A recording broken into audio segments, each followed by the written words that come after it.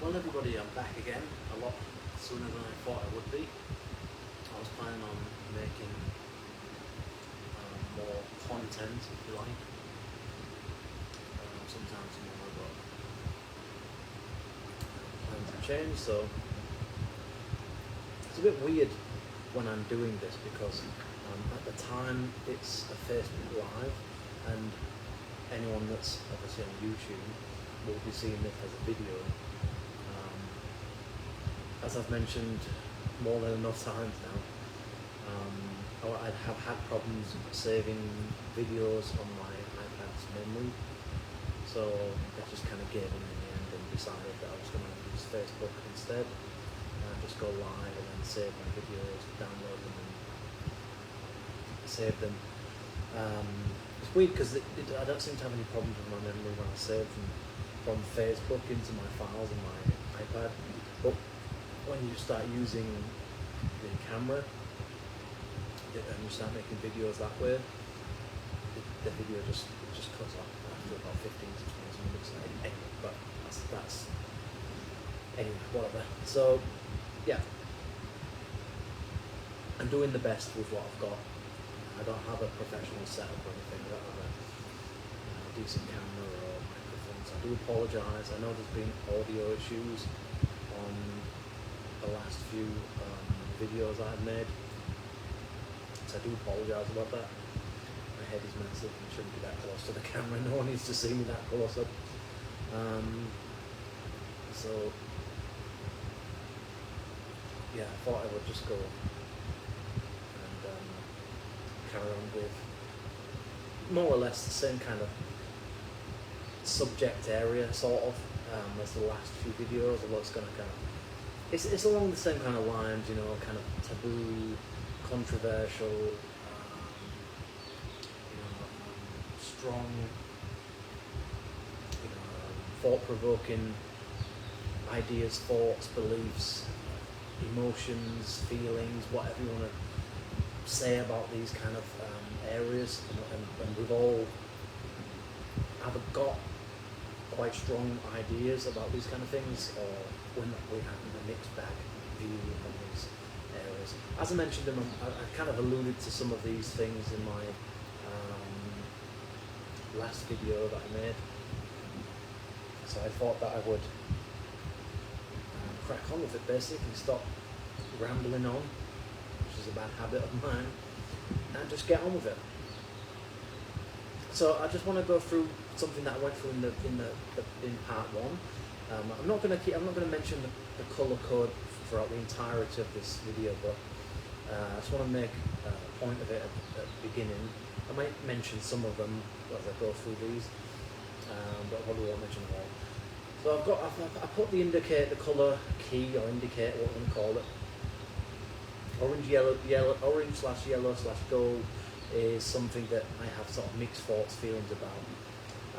Anything that I've put in red is an area that I'm undecided about, but sort of leaning towards some kind of support.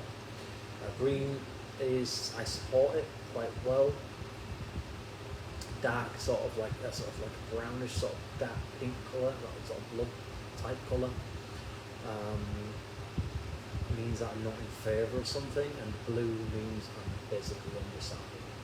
So I might mention some of them as I go along, and some of them I might miss it. So I'm just looking here. We're going to probably go through so I've got a bit more time now to go through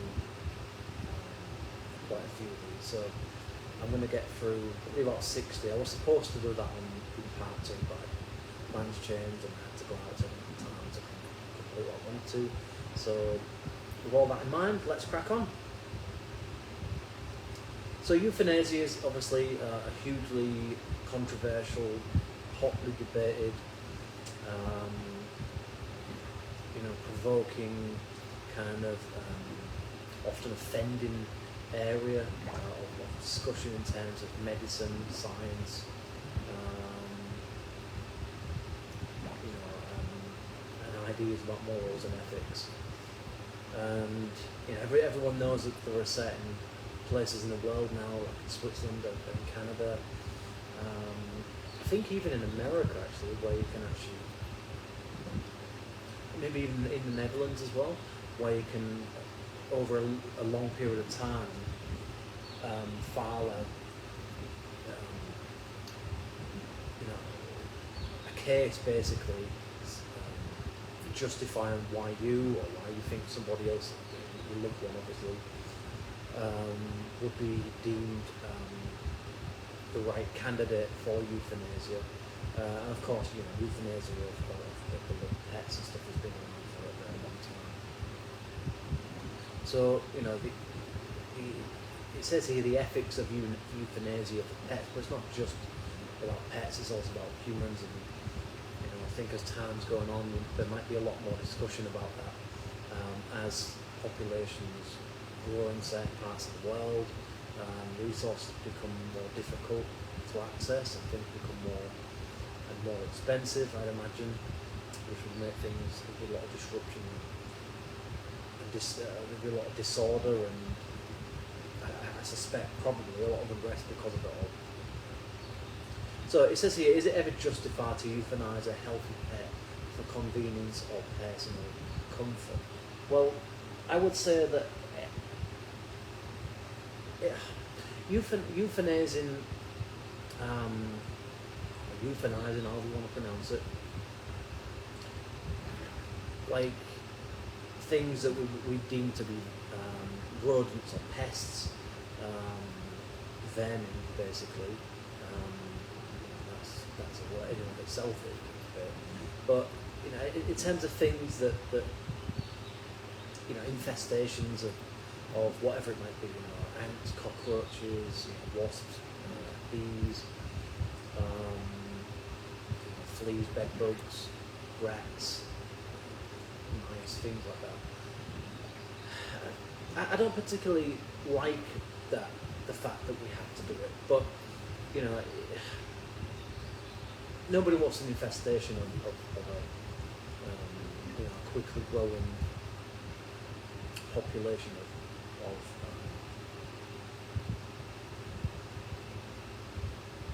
pests in the house. So I don't particularly have an issue with that if they're causing serious problems for you. As far as putting a healthy pet down out of convenience, I'm completely against that. I don't think that's right at all. I think every animal really. I think as long as animals aren't endangering you or causing you any problems, I don't particularly. I don't. There's no need to put animals down if they pose no problems to you, pose no risk to you, aren't a threat to you in any real way. It's a different thing when you've got, like I said, infestations in your house or whatever it might be. Again, I don't like the fact that anything dies, anything gets killed in the process of pesticides and things like that, for example. But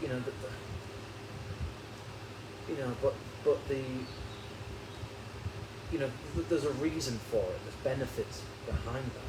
Whereas if you're just putting an animal down because an animal is being put down for the sake of that, you haven't got the money to look after it, or it's disabled in some way maybe, or it's just through old age. It might be healthy but it's old. Then I don't agree with that. I think that's absolutely, utterly, in my opinion, downright wrong.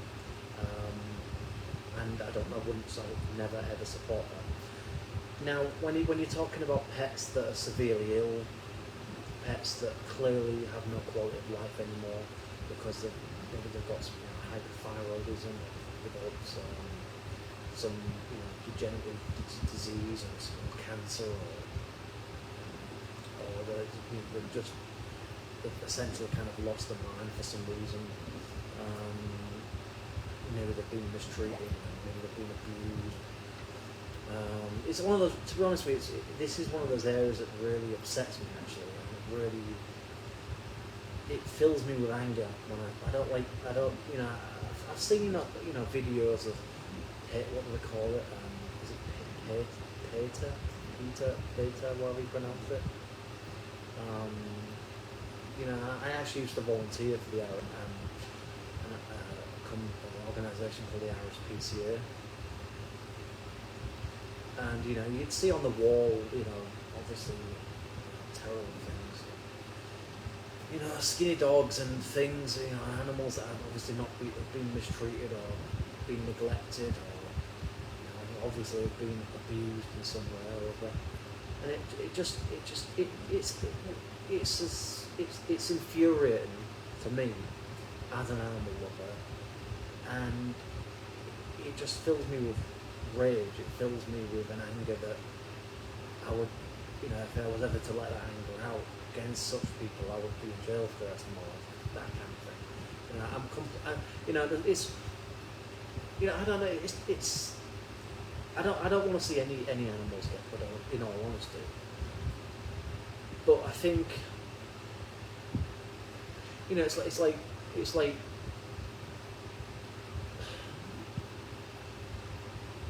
Yeah, especially when it comes to animals animals that are kept in captivity, you know, in zoos and things for whatever reasons, or animals that get euthanized because they've been part of some medical experiment. You know, in an ideal world, we wouldn't use animals for any kind of experiments and things like that. But we know that animals, let's face it, let's just be honest about it, animals get abused in cosmetic research, in medical research all the time. That is reality, you know. But of course, they're not going to show you this stuff when you see the adverts on cosmetic adverts, or you know, like you know, fashion adverts and whatever it is for the latest, I don't know, the latest handbag or the latest, I don't know, whatever it might be, you know, with perfume even, whatever. You know, they're never going to show you the reality behind what's going on here, because they know that it's all, not all, but a lot of it's built on cruelty in some way, you know. So I'm completely against animal cruelty. You know, I think, you know, the only time you can really justify putting an animal down is when it's either, I suppose, if it's got rabies, if it's severely ill, if it's at a point where it has no quality of life, it's in pain. You know, I've had in the past, you know, pet cats that had to be put down because they were severely sick, and it broke my heart. Honestly, it really did, and I still think about it today. You know, that's almost 20 years ago, and you know, I don't like to see anything getting put down. You know, I don't want to see any animals get put down. It's heartbreaking. But you know, it's one of those things where, when you look at it from a point of view of like animal shelters and stuff like that, they've only got so much money, they've only got so many resources to take care of so many animals, and so when they're flooded with an excess of, you know, dogs or cats or whatever, you know, look, of course, nothing should get put down. You know, and if possible, wherever possible, you know, people should try and take animals in and take care of them. But so you certainly shouldn't euthanize a healthy animal, really, not unless it poses a severe risk to you, or is in some way posing, is life-threatening to you or to children or something, I suppose. But even then, I think it should be the very, very last resort, in my opinion.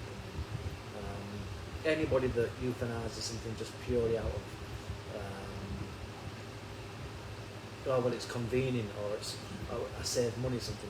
In my opinion, you're just an evil bastard, and you need to have a fucking bullet put in your head, as far as I'm concerned. Those people should be euthanized. Okay, well, we don't clearly have time to go through everything to that extent. Otherwise, we're going to be here for hours. So some of them I go through. I'm gonna probably go a bit more in depth with than others. I think that's how this is going to play out. So the next one, number 2, the morality of revenge. Is seeking revenge ever justified? Actually, I think it is. I think you know, there are different types of revenge. You know, there's revenge for, you know, someone stealing things from you, you know, someone killing somebody that you loved, or taking something away from you. You know, there's revenge towards people that have committed crimes against children, so parents going sort of, you know, sort of like certain communities sort of taking sort of vigilante justice type things. So, or just sort of people going after bullies and people that have really had severe consequences in certain people's lives. I think to some extent revenge is justified, but you know, whether taking revenge is moral or not, you know, that's another matter. You know, it's certainly just, you know, anybody in a, you know, anybody with a shred of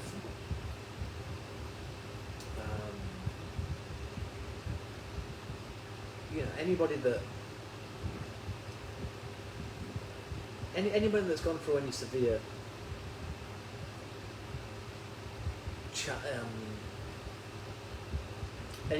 severe problems in life at the hands of somebody else, in my opinion, has a right to take, has a right, I suppose, in a way, yeah, to take revenge. But you know, is it the right thing to do? That's the thing. It's like you have a right to, I suppose, you could, if you wanted to, you could do it. So that's up to you, really. Now, is that, you know, is it beneficial for you in the long term to take revenge? I suspect probably not. You know, it's like you might get some sense of, you know, empowerment and victory in the moment, you know, when you're taking revenge, or within the first, you know, shortly afterwards, or for a while. But I think over time, you know, that would end up catching up with you, and it could end up with you either landing up in jail, or that person taking revenge on you, which might be far worse than the revenge you took on them. So, you know, I don't know, it's difficult. It's not ideal to hold grudges against people, obviously. But I think most people do have some kind of a grudge against someone that's that's done them out of money, or that's done them out of a job, or that's led them to some kind of misery or pain or suffering of some sort. So yeah, it's not. I suppose ultimately I would say that it's. I wouldn't say that taking revenge is immoral, but I suppose it depends what it is. It depends why you're taking revenge. It depends what the perpetrator of what you're seeking revenge. You're seeking revenge on that individual has done. I suppose if it's something really serious, severe, then and I mean, there's this whole thing about. It's better for the police to handle things. It's better for the courts to deal with things and let the law take its natural route, and let evidence kind of speak for itself, and the law will deal with these kind of low-life types legally. But unfortunately, we don't live in a perfect world, and certainly in my country, in England, people seem to get away with a hell of a lot of things these days. So there's an argument now, I think, almost, and I think a lot of people are waking up to that fact that, we seem to be heading towards a very lawless society in many ways, that the police don't care about you anymore, the law does not protect you, it's not there to help you. And so we're heading toward maybe some kind of society where revenge is deemed as a moral action, a right, and that people are almost maybe even a necessary way forward, maybe. If things can't be done properly through political means, through so-called democratic means, then people will eventually fall upon a different solution, and that might be through vigilante kind of type justice, whereby people go take it upon themselves to get revenge and to change things. Whether that leads to anything healthy or good in medium to long term is, that's a different matter. But yeah, this is a tricky one. I've got to be honest with you. So the first one, by the way, was a kind of goldish colour, like a kind of yellowy gold colour. The second one is like an orange colour, dark orange. Okay, number 3 is in red. It's capital punishment. And this is something that I think the vast majority of people on the planet probably fall out against in their respective nations, or it might even be that some countries still have it in terms of like the death penalty. I don't know why I said that. I know some countries still have it. Places like the Philippines, I'm pretty sure they still have it. Indonesia, Thailand had it until very recently, I think. I think the US still has capital punishment by lethal injection, if I'm not mistaken. England had capital punishment up until I think the 50s, 60s, I think, by hanging. And I'm sure there are probably a lot. Probably in our parts of Africa, capital punishment is probably still a common form of justice. Now, I'm torn about this one, to be honest, because obviously innocent people have gone to the deaths because of sort of mob rule and mob thought kind of thing, group thinking and all that kind of rubbish. So I don't know. It's like, I think if the evidence genuinely finds that someone is actually genuinely guilty, and the evidence has proven it beyond reasonable doubt, then yeah, I think why not? Why should taxpayers have to pay for some murder or mass murder or some rapist or some scumbag paedophile or some scumbag fraudster or animal abuser, child abuser,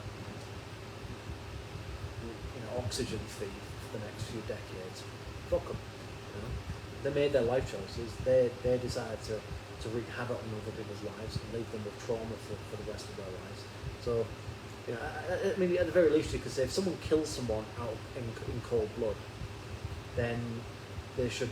I think capital punishment is justified in those circumstances, and that's at the very least, the bare minimum. In fact, I think the capital punishment should be there for a whole range of crimes, especially ones I just mentioned. So, I think it is justified actually, because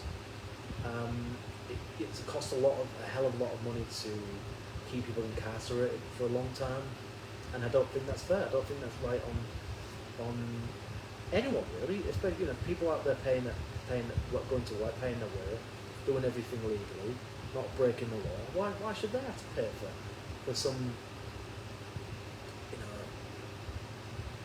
conscienceless, just evil piece of shit? Really, why should they? But unfortunately, I can imagine that even so. The thing is, you've got to be so careful though, because unfortunately, police can be corrupt, and sometimes police can go after the wrong people for all sorts of reasons. They're under pressure to get someone for whatever reasons, and political reasons sometimes. In fact, a lot of the time, I have to look at the case of Stephen Avery. In my opinion, that man's innocent. I don't think he's a nice man, a good man, but he's innocent and he shouldn't be sitting in jail. So you just got to be so careful with that, really. I don't want to see anybody that's innocent, whether you like the guy or not, or anybody else that's deemed. You're supposed to be innocent until proven guilty, not the other way around. So I don't know. It's a difficult one, really. It's. I'd like to see it. I'd like to see it make a return, because I think it would be much better deterrent, and I think there'd be more respect in regards to, you know, people having more respect for authority, for the police, you know, the legal system, etc. So I don't know. I suppose I don't know whether it'll ever make a return, but I think as time goes on and you know, forensics and criminal investigations get better and better, you know, assessing DNA and all that kind of stuff it improves over the next few decades, which it inevitably will. Then I think you know, there may come a point where it makes a return. But again, it's got to be so careful with it. Right, number 4. This is a kind of dark orange colour. The psychological impact of abortion. Now, to be honest, I haven't really ever thought about this that much. But what I think I suppose, you know, at the end of the day, it's up to the individual female, and by female I actually mean a woman that has a vagina. Just to be clear, not talking about trans women here or whatever that is. I don't buy into all that shit, by the way. I just want to put that out there. I really don't. You know, I respect you. You know, I respect your right to you know, dressing up as whatever, however you want to dress up, and you know, you dealing with your insecurities and probably some kind of an identity crisis in the ways that you see fit, as long as you're not breaking the law. But if you're expecting me to refer to you something that goes against scientific knowledge and common sense, then I won't be playing that game, and I won't be buying into your delusions either. So as far as women, you know, taking upon themselves to abort their child, that's up to them. It's their body, you know, and there are often a lot of reasons behind that. Some people are just not ready to have children. Some people end up regretting kind of getting pregnant later on and don't feel that they will make a very good mother. Maybe they're addicted to drugs. You know, they might be a sex worker. You know, it could be that they feel threatened. There might be a risk. There's all sorts of different reasons why. Maybe someone hasn't got the right amount of money to deal with it. Maybe the father's disappeared, the potential father. So, as far as I'm concerned, if a woman wants to have an abortion, that's got nothing to do with me. That's none of my business, really, as a man. You know, it's like if it was my body, it's like, of course, you know, in an ideal world, I would prefer it if people didn't abort their children, you know, and try to see it through. But we don't live in an ideal world. We live in a very difficult world with difficult situations, and not everybody's ready or prepared in all sorts of different ways to have children. And I think as time goes on, where we're going to have more capabilities to see what children may have a lot more chances of developing, especially, let's say, of a woman over 30, 35 years old, 40, then, you know, it may become necessary for someone to abort the children, because it might be deemed, it's, you know, the alternative would be deemed to be more immoral, more unethical. So, you know, it's obviously a highly controversial area, abortion, and it's not something I know enough about. I'm not a woman, obviously, but I just seem to do this all, I don't know. But it's because I'm thinking. I'm trying to think of how to answer it properly. It's weird the habits we develop, isn't it? Exploring the emotional and psychological toll it has on individuals is often unspoken. Yeah, the psychological impact of abortion. Yeah, it must be difficult. I can't imagine what that must do to someone to know that you know, there's no easy way to say it, is there? You know, you you can sugarcoat it all you want. You can, play around with words and soften it all you like. But essentially, you're either terminating an actual life or you're terminating something that would become a life. So, but again, I'm not a woman. I've never been in that position, so I don't know what. I feel sorry for women who felt that they felt that they didn't really have much of a choice.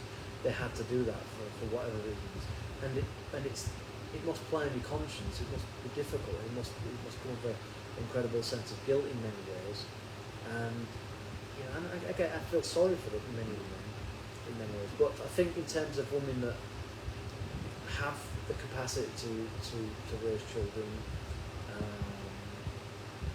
in terms of their sort of socio-economic status, money, all the rest of it, good homes to raise the children, and then terminate because they just don't want it. Yeah, don't know how I feel about that really. That's a bit. But again, it's there aren't any easy answers to any of these things. Honestly, there really aren't, and that's why they're so controversial, because so many different aspects to them, so many different opinions. And mine is just one voice of millions of people out there, for what it's worth, if anything at all. I don't think it is, but I just wanted to have a space where I could really get into these really meaty areas, these really highly sensitive topics. Okay, let's move on to number 5. Cultural appropriation versus cultural appreciation. Where's the line between celebrating culture and appropriation? I don't particularly have an issue with people sort of borrowing things from various cultures, parts of history, blending various cultures together in certain ways. I don't particularly. I'm not one of these really hypersensitive, overly easily to offend kind of people when it comes to woke kind of based sort of cultural, social, political kind of areas that being really I think never really, probably ever since sort of the Black Lives Matter movement happened, when it was 2015, 2016 or something. I might be wrong on that. But I can't remember exactly now. So much has happened in the last 10 years or so.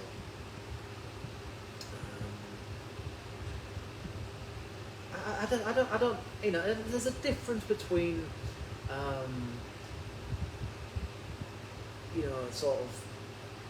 there's a difference between mocking other aspects of the cultures, like genuinely taking the piss out of something, and embracing it, enjoying something from another culture. I think, the line is where the line is in respecting something and genuinely mocking something, genuinely being,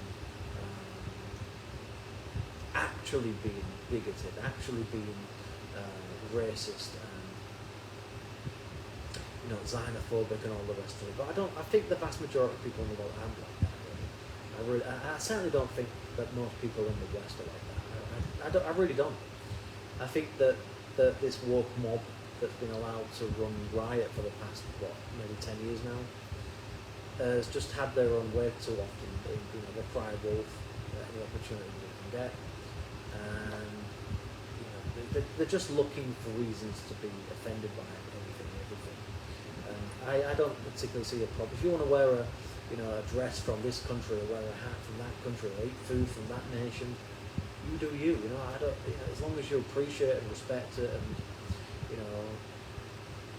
enjoy it, who gives a fuck? It's nobody else's fucking business.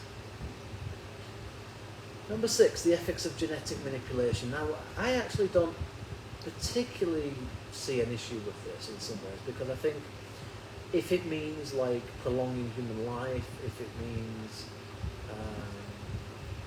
defeating degenerative diseases, progressive diseases, then I'm all for it, honestly. If it means like reducing the chances of getting like certain neurodegenerative or mental health disorders, or like various sort of whatever it might be, by physical or mental, emotional deficiencies in some ways, whatever, some form, disability. If genetic manipulation is useful in reducing those things, then absolutely, I think that it can't come soon enough. But if it means like, I talked about potentially human life being extended, I think that might be a good thing. But that could also come with, it could, when how many people do we really truly want on this planet? If you extend human life, people are going to live for it really just depends on how populations change over time. Really. It's like if a lot more people around stop having as many children, for example, then it might be a good thing. But if you just adding more and more to the population, let's say every decade, every 2 decades, or whatever, and it's sort of it's kind of growing, then I don't know. It's difficult, isn't it? It depends on how it really just depends on how things play out in terms of access to resources and the future of food, the future of agriculture. A lot of things so many things connected to this. But it could be dangerous. It could end up leading to more health problems, more serious disabilities and things if things go wrong. So this is going to be, it's a difficult one. It's a very challenging one to. I'm on the fence, I guess, as I'm making this. I don't know whether it will be good or bad. I imagine it'll probably be a mixture of the two. Number 7, red one, child beauty pageants, the sexualization of children in the name of competition and family ambition.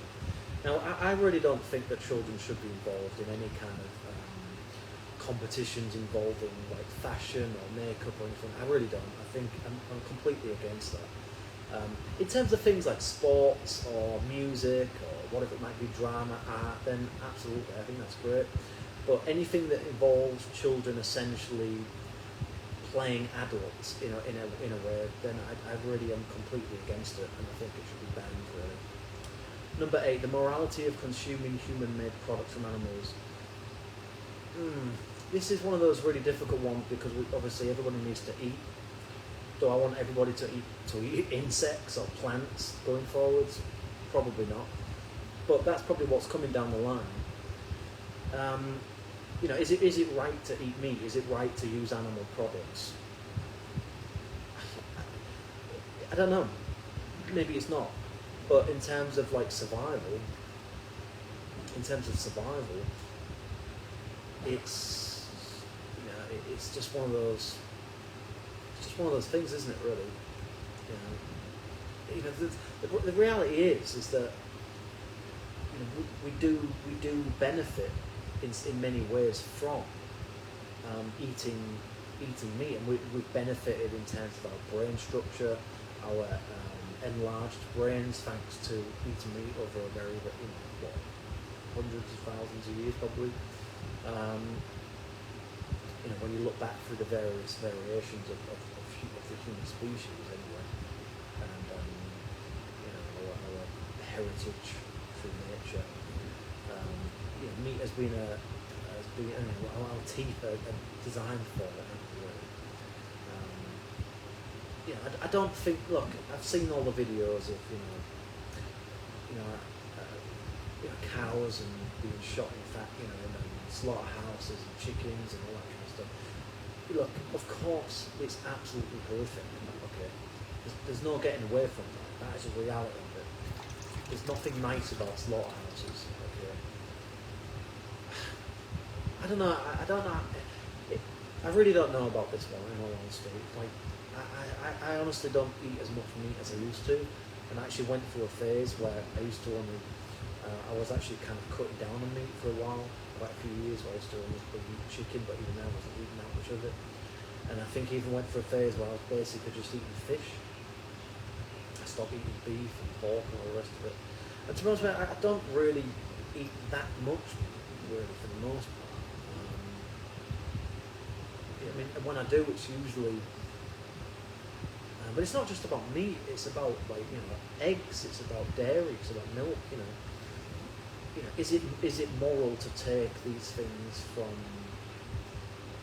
You know, is it moral to exploit other species essentially for our survival?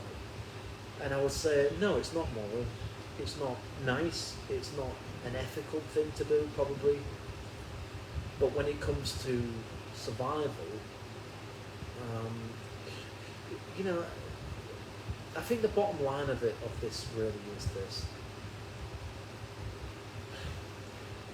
You know, essentially, we have to do what we have to do to survive. Okay, there's no getting away. There's no getting around that fact. Okay, I mean, you could even say that, you know, drinking water is immoral.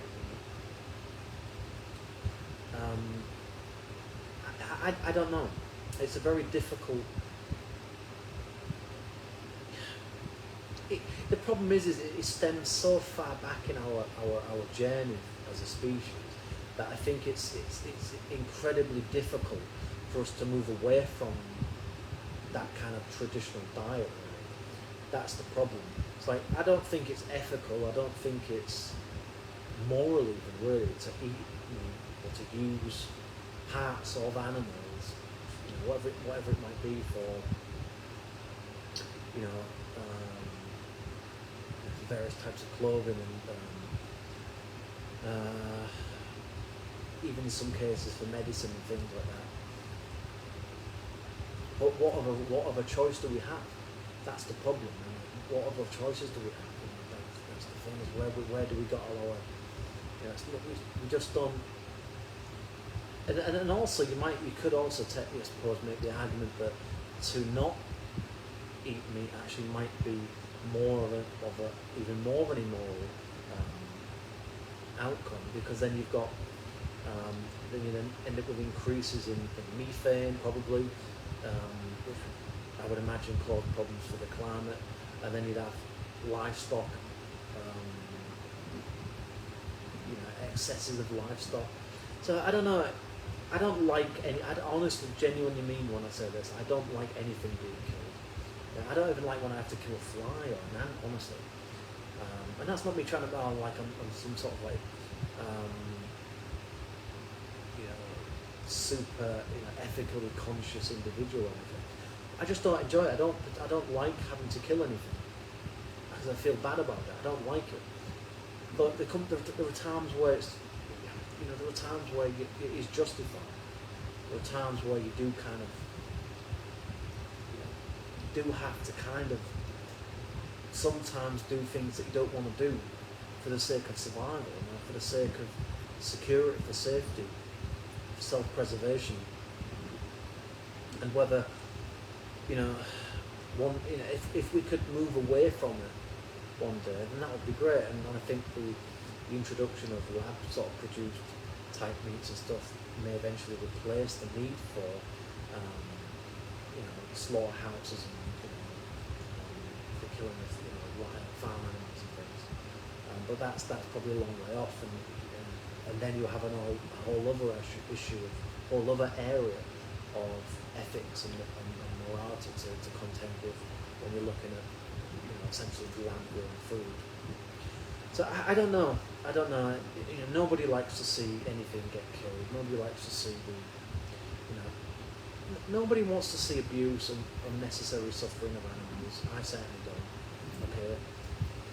If you're going to kill something, make it quick and make it as painless as possible. And certainly, you know, slaughterhouse means ways of dealing with slaughtering farm animals has improved over the decades, thankfully, until you start looking at things like halal, for example, which should have no place in my opinion. There we go. But until we can seriously, until there's another genuine viable option there that gives us everything that meat can, in terms of like the taste of it, the texture, what it can give us nutritionally, then unfortunately people will continue to eat meat. And it's, I suppose, really a lot of the time it's just more of a habit, really. And I think it's more of a kind of dominance thing. It's more of a kind of, we see farm animals, not me personally, but I think a lot of people see farm animals as essentially prey, really, essentially just a food source, and the humanity of it all kind of goes out the window, and they just see it as food, and that's because we've been conditioned to from being very young. Advertising, marketing, packaging. When you buy your food from the store, do you really think about that animal? Probably not, for the most part. Because people know what the reality is of it. Even if the packaging says, cruelty free, free range, all that kind of stuff, a lot of the time it's just simply there to get you to, it's all a consumer bullshit, really. I'm not saying that's always the case. I'm sure some of it's true sometimes, but a lot of it won't be. So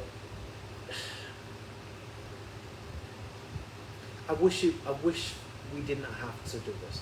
I wish things were different. I wish we didn't have to.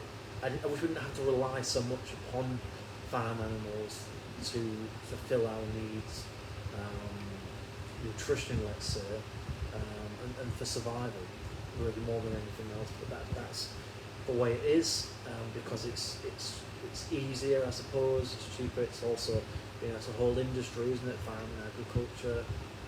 It's part of our human history, and I assume it will probably continue for the foreseeable future, I imagine. But if we can wipe out cruelty as much as we possibly can, and there's no need for things to suffer unnecessarily. Anybody that's found out to have abused, unnecessary cruelty to farm animals or pets, in my opinion, most people should be put up against the wall and shot.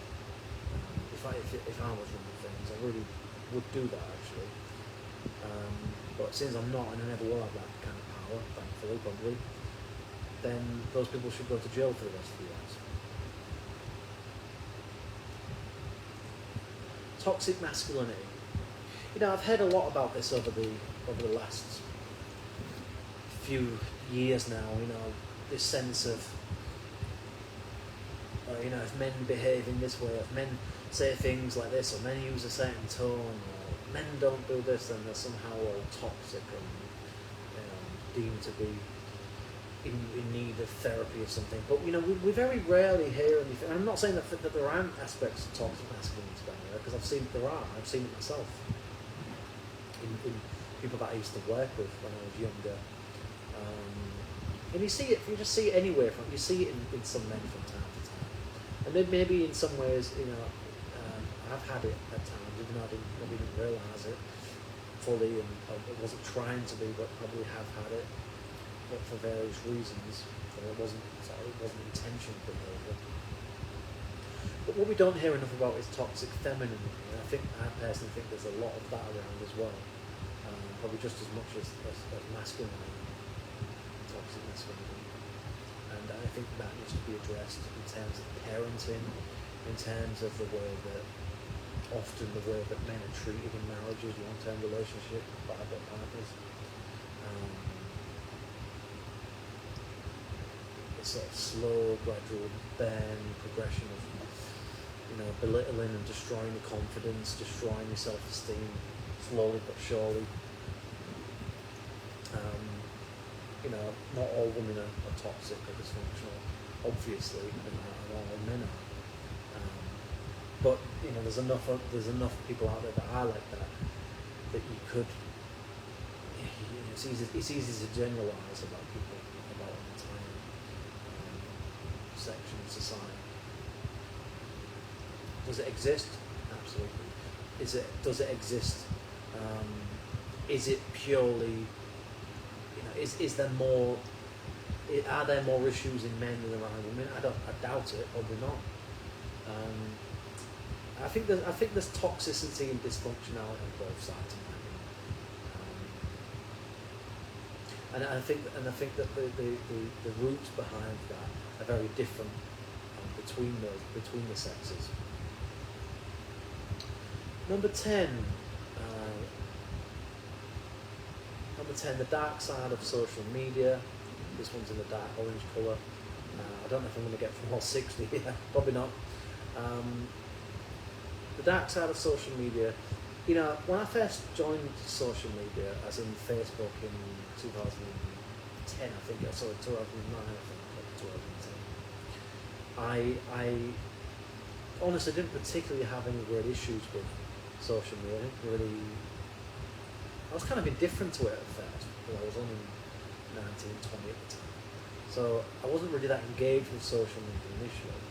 But I think once I started to kind of get involved with various groups, sort of around about 2011, 2012 time, 30 time, then I just started to see that, there's a lot of keyboard warriors out there, a lot of argumentative, dramatic,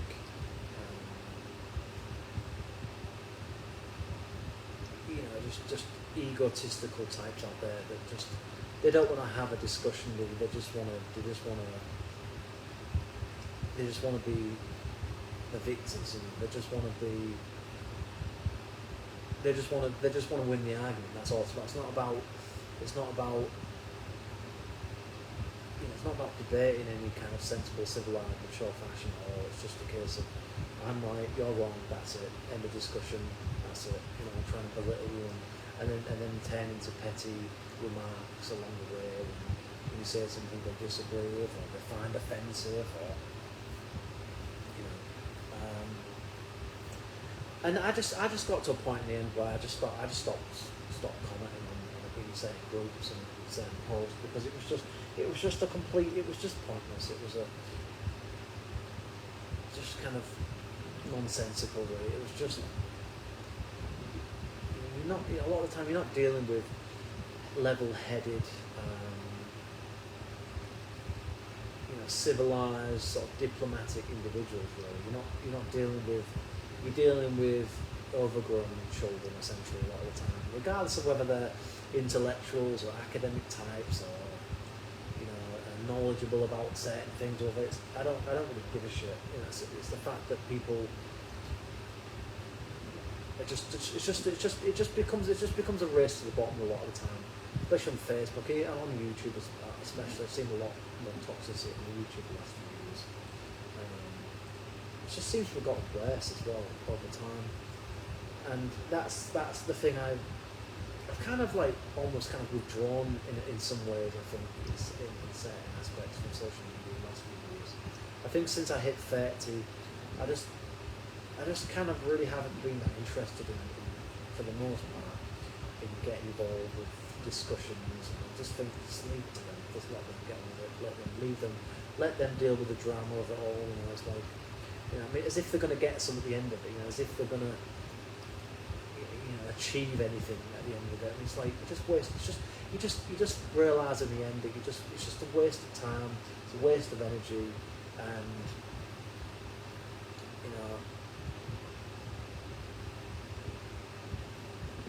these people think that they're somehow making the world better, that they're achieving something, that you should put them on pedestal, that they've somehow reached some elevated status because they're right about something, or they know more than you about something. It's like, I don't give a fuck. I just wanted to add my input to something, whether I'm right or not. It's like, but you're not dealing with people that want to have a discussion. You're dealing with people that want to be right. That's literally all it is, and that's the dark side a lot of the time with things like Facebook and YouTube. I mean, you even see things on Instagram posts and TikTok from time to time. you just see the negative sides of human nature, you know, and it happens across all that, people from all backgrounds, people from all various classes and social classes and various ages and so forth. You know, I just got tired of it, and also kind of got tired of the addiction of a lot of things. And it's like, the only reason I use YouTube really now is for, so a lot of the time, I suppose it boils down to things like political interests, entertainment, you know, boredom obviously, so entertainment, you know, education, and you know, using it as a tool to help you sleep. That's literally it. I mean, as far as like getting involved with discussions, I mean, I'll leave comments on things from time to time, but I don't really bother to the extent that I used to. Not as much anyway. I'm just not that connected with it all anymore. You know, maybe I'm getting old. And I just think let the younger generation do it. Let those people that are so invested in it for whatever reasons get on with it and leave into it. So it is. I think social media is becoming more and more toxic all the time. But that's just how I feel it. It's just become more about, you know, clout and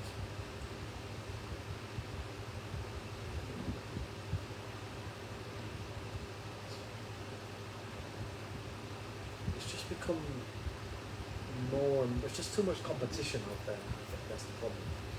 Too many people, too much backstabbing, drama, infighting going on with various things, you know, arguments getting out of control, and you know, people just resorting to childish, petty moves, and I just don't want anything to do with it. I really don't. So I don't mind watching the content, but the thing is, once you get into the, you know, sometimes you come across a video and some of the comments can be quite inspiring and interesting, but a lot of the time it's just, I just don't want anything to do with it. I really don't. I just don't. I really don't. It's just too. It's just full of egotistical, arrogant types a lot of the time. Keyboard warrior types. And there's just so much ignorance as well by people. There's so much arrogant, you know, sort of stubborn arrogance, stubborn ignorance, you know, stubborn egotism and narcissism as well. That's something that's becoming more and more apparent in social media, especially on things like TikTok and Instagram. It's become really, really. There's so much dribble now on social media, so much sewage out there. Just to wade through, you know, it kind of becomes tiring after a while.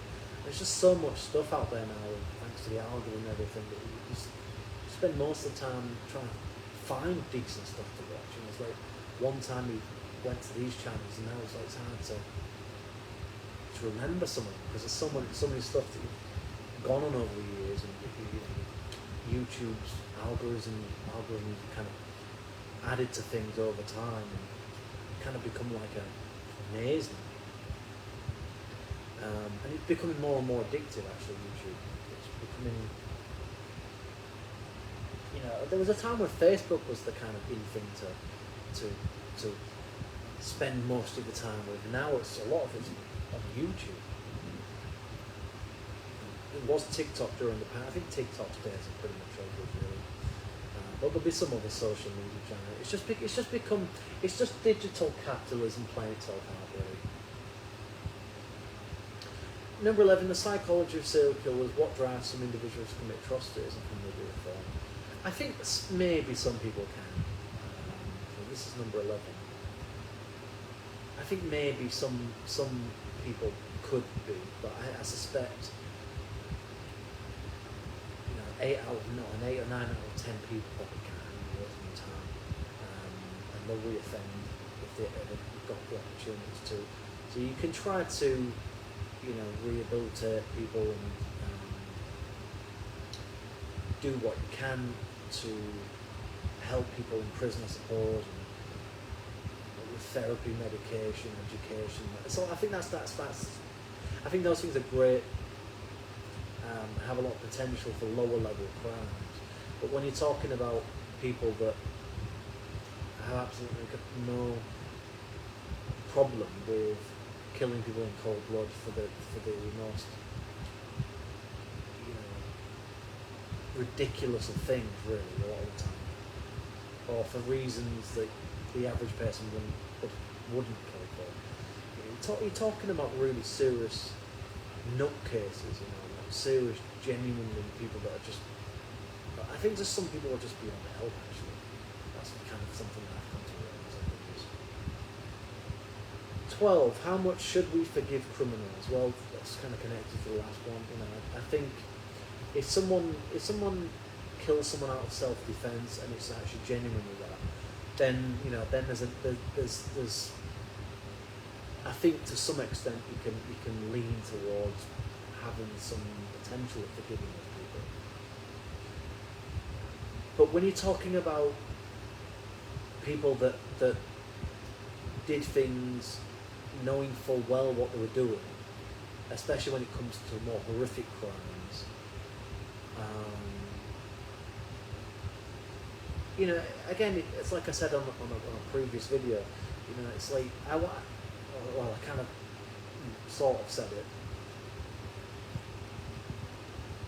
It's not enough for people to say sorry. If someone wants me to forgive them, then you need to show me reasons why I should forgive you. I don't want to hear you say it. I want you to show me it. I want you to tell me to do something that actually shows to me that you really mean it. By way of, I think probably what needs to happen to some criminals, they need to go and live, once they serve their sentences, in some sort of makeshift city where it's enclosed, where these people live in. The sections of it divided, you know, depending on what the crimes, the offences are, probably should stay in there. As far as repeat offenders, I think there are just some people that are just beyond rehabilitation. I don't think you can throw as much money as you want, as much resources as you want, as much time and energy, you know, education, try and reform people, and some people will just never ever change. So, you know, so some people probably are more deserving of forgiveness than others, but. You could certainly forgive certain crimes maybe more than others, but you know, should you forgive them? That's another matter. You know, if anyone needs to forgive them, it's themselves. You know, they should be able to forgive themselves and move on and not break the law again and do something to change their lives. That's how you get forgiveness, not by repeating your offences again. And you're back in jail for another spell, another year, or 5, 10 years in the slammer. 13, the ethics of using AI in warfare. I think inevitably AI is going to be used in warfare, probably within the next 20, 30 years, I reckon. Once robotics takes off, which sort of, I think is already pretty much there now, more or less. Autonomous weapon systems are going to become a major part of most military forces around the world, I would imagine, within, say, 10, 15 years, I reckon. And certainly the police have started to use things like drones and over the last few years. So I think it's just going to be a natural progression, actually. I suspect the police will use AI. The Navy, the Army, the Air Force, it'll become a necessary tool because everybody will be using it at some point. Everybody's guard, everybody will be in defence mode, and there's a lot of potential for things to go very, very wrong in terms of AI use, not just in terms of warfare, but in terms of just ethics in general, really. The use of AI in education, you know, in the medical world, in the scientific community, in personal use of it. 14, suicide as a choice, whether or not suicide should ever be seen as a personal autonomous decision and the ramifications of that. You know, suicide is an extremely difficult area to think about, because unless you've really been at that point where you genuinely wanted to commit suicide, it's very difficult to understand, and I have been there at times. And actually, one type of pathetic attempt to try and commit suicide happened in 2012 when I took an overdose of antidepressants or something.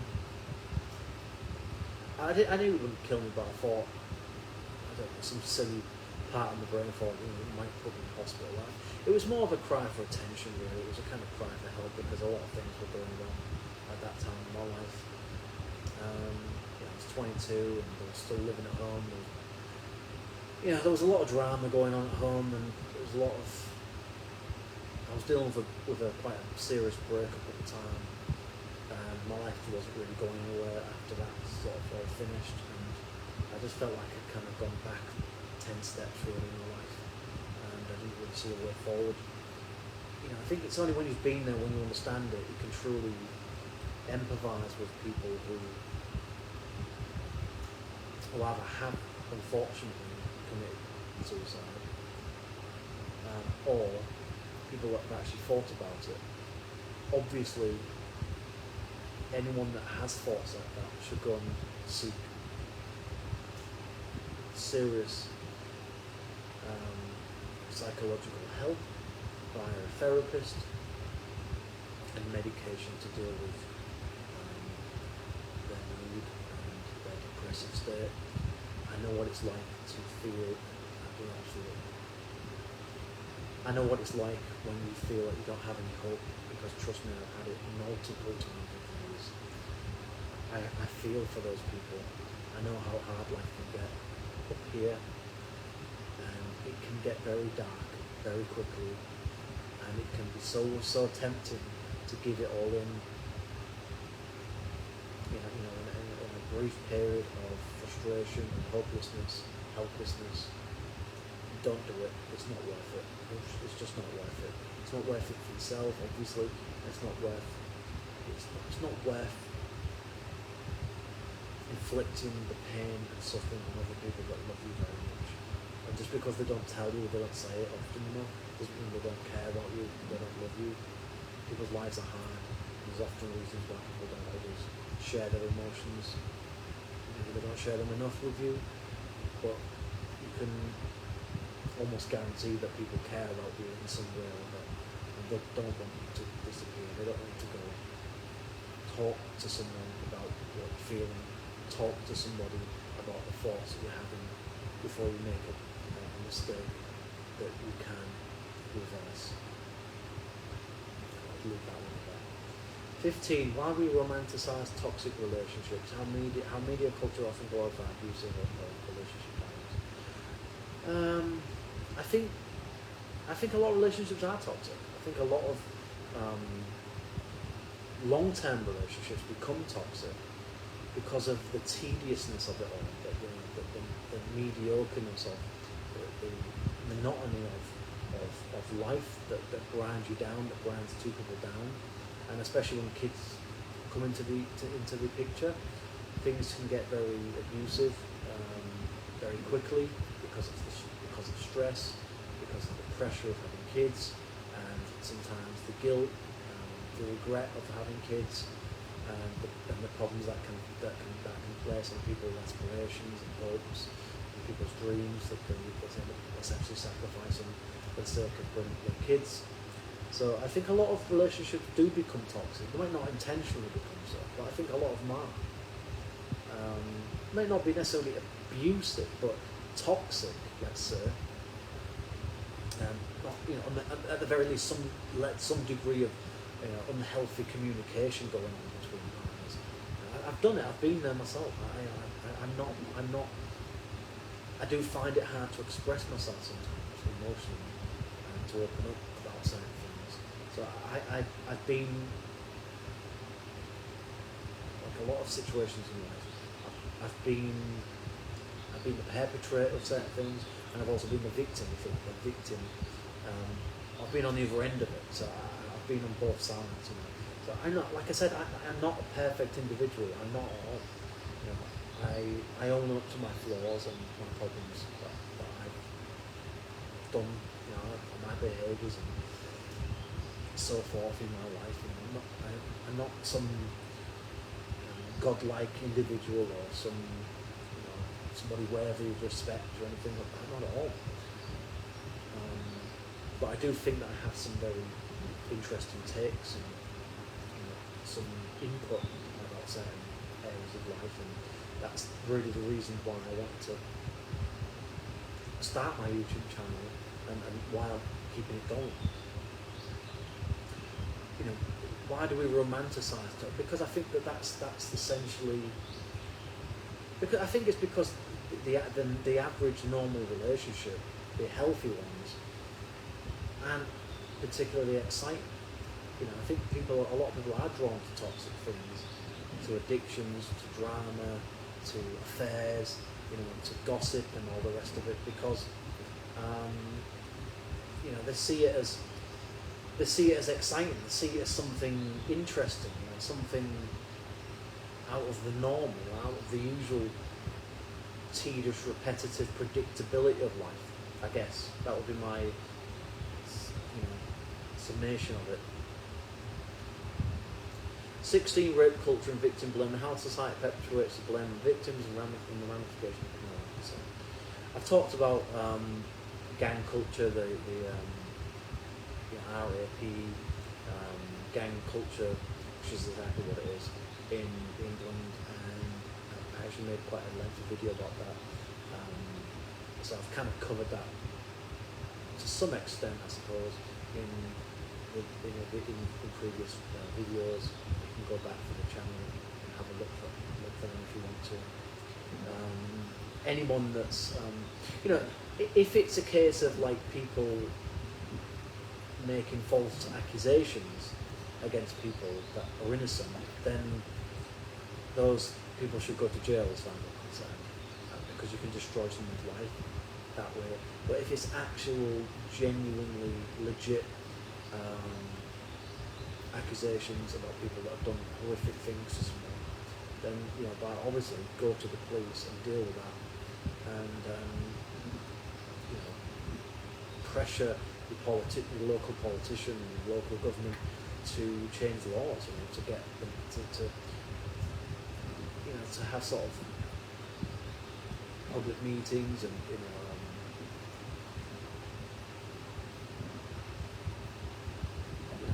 try and spread the message out there about these kind of things that are going on, and because there's a lot more of this out there than people want to admit to, and actually it's not that uncommon in relationships as well, unfortunately.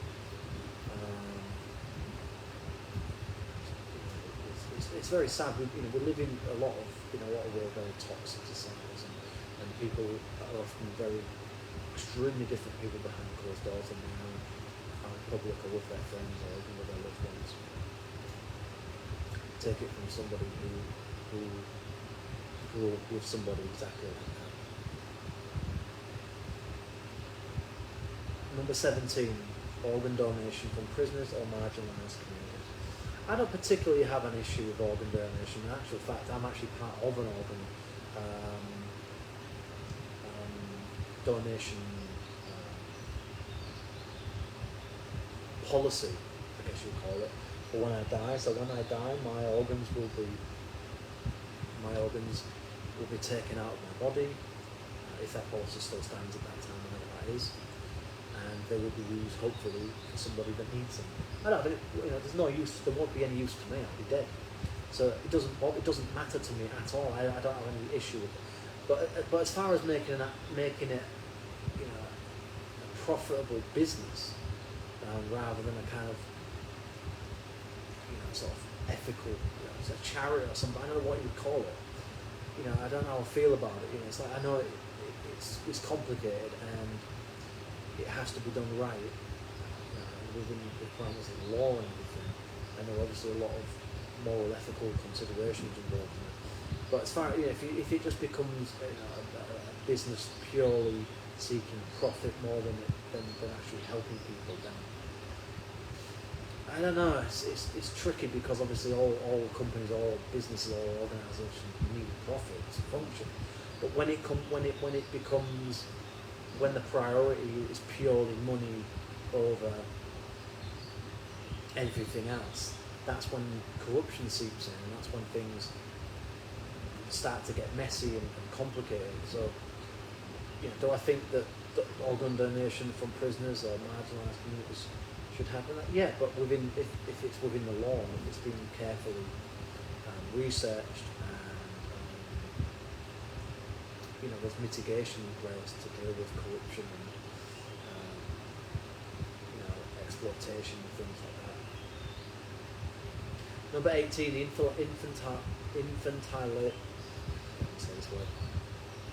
infantilization of the elderly. So some of these words are tricky. How society ignores the agency and needs of elderly people treated in health. Yeah, this is something that's really quite common in England. I don't know how that is in your part of the world, but I know, well, in here in town, but generally speaking, parents get taken care of in their families, with their families, for the rest of their lives until they're deceased. Whereas in the UK, for the most part, that is, once people usually get to sort of, it depends, you know, once people start to lose their independence and ability to function on their own, then they usually get put in some kind of a care home, and it usually ends up being their life for the rest of what does remaining of their life, whether it's a few years, a decade or two, whatever. You know, I've never particularly liked that, but I don't like that kind of abandonment of, you know, your own parents, people that took care of you when you were just so vulnerable, so innocent. Just to kind of shove people in some, you know, stuffy box, you know, a smelly box with, you know, complete strangers for, sort of, you know, wishing good luck kind of thing. Never really liked that aspect of. I mean, I get it. I understand why people don't want to commit to, you know, years of care and the money involved in it, and the stress and pressure of it all. I get that. I completely get it. I understand where it comes from. But unfortunately, there's a lot of corruption, there's a lot of negligence, there's a lot of abuse in social care, sadly. So, how do I feel about it? You know, I think if you've got the money and the support behind you, and you feel you can genuinely take care of your parents when they get old, then I absolutely completely endorse that. I think that's a really respectable thing to do. I think that's what you should do. For people that sacrifice so much for you, and would probably do it all over again if they could. Number 19, so I'm probably not going to get through 60 of these. I can't see it. I mean, I don't know how long this video has been going on, but I imagine must be over an hour at least.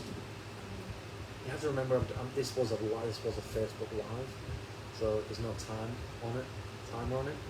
So I have no idea where I'm at. But I'm going to go for as long as I can, and let's see where we end up.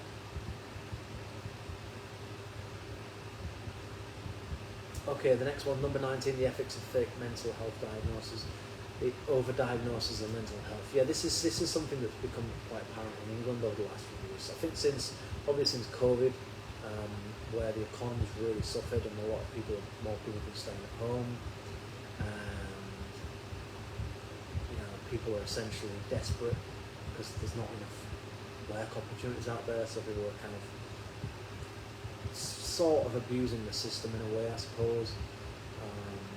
There might be some truth to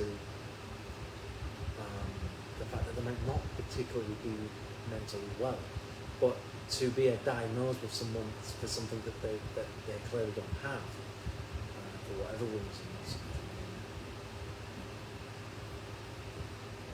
The NHS specifically is an organisation that's become more about treating illness rather than preventing things.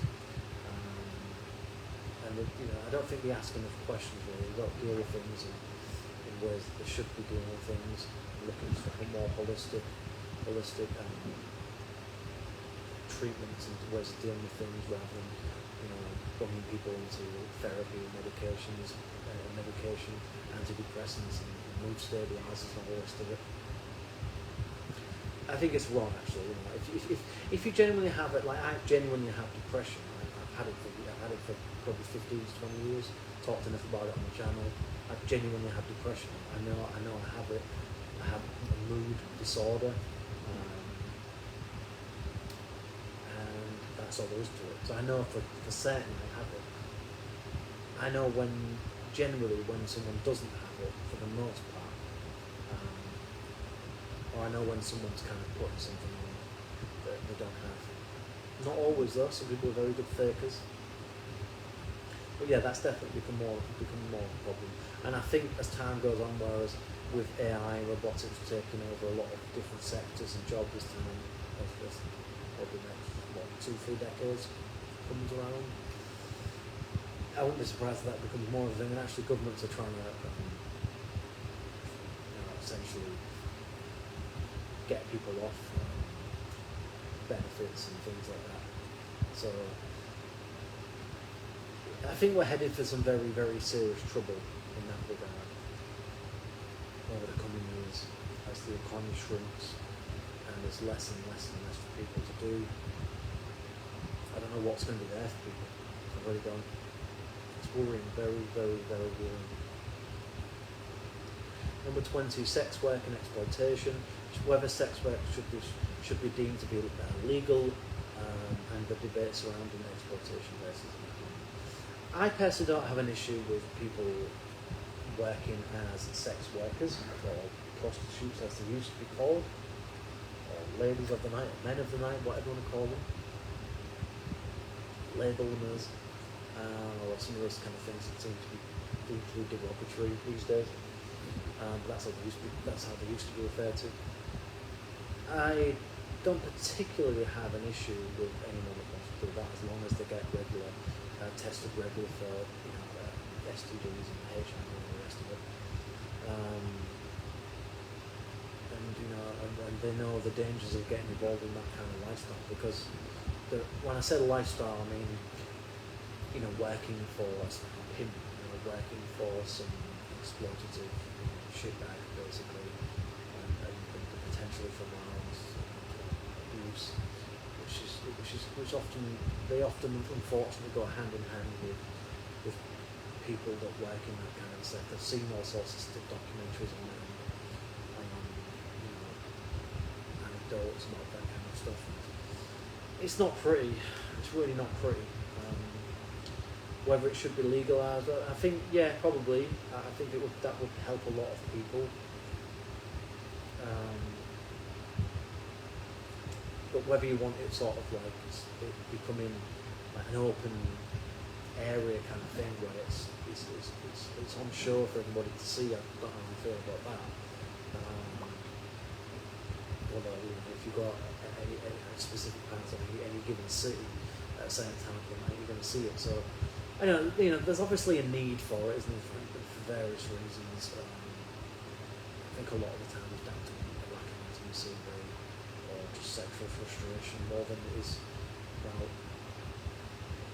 It's not so much necessarily about sex; it's just more about company. I think it's about loneliness, and that also applies to those people that work in it as well. Sometimes that's what attracts them to it in the first place. But unfortunately, some of them get trapped in it, and obviously another thing that goes hand in hand with the sex work industry, the court industry,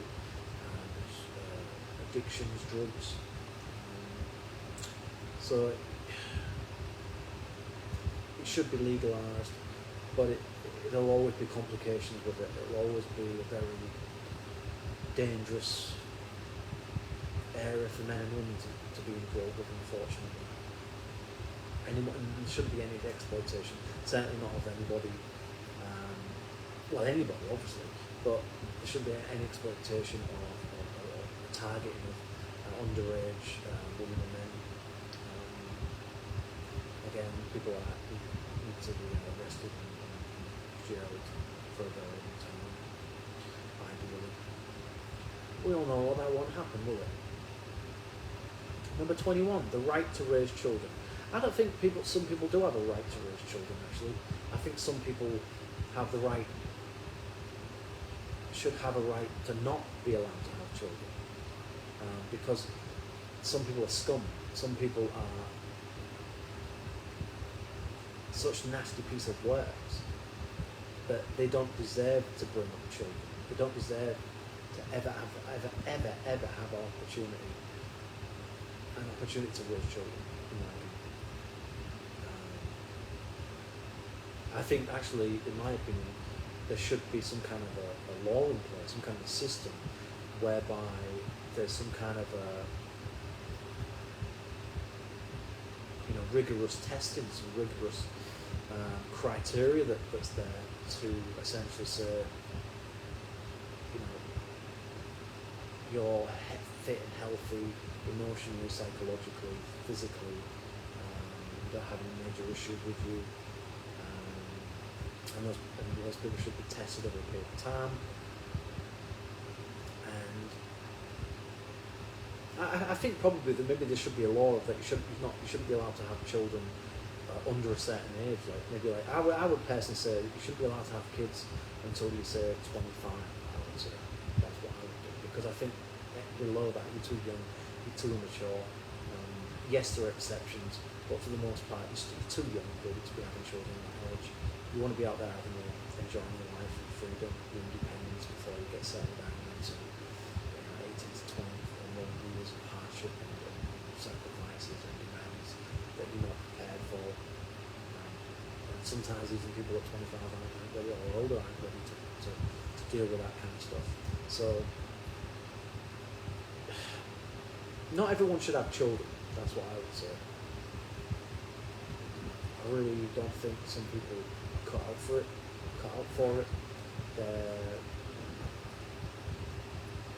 They do not have the capacity to handle the difficulties, the temperament of children, the unpredictability of children, the emotional damage, the stress, the pressures of it all, because it's extremely demanding. And I really think a lot of children could have been saved.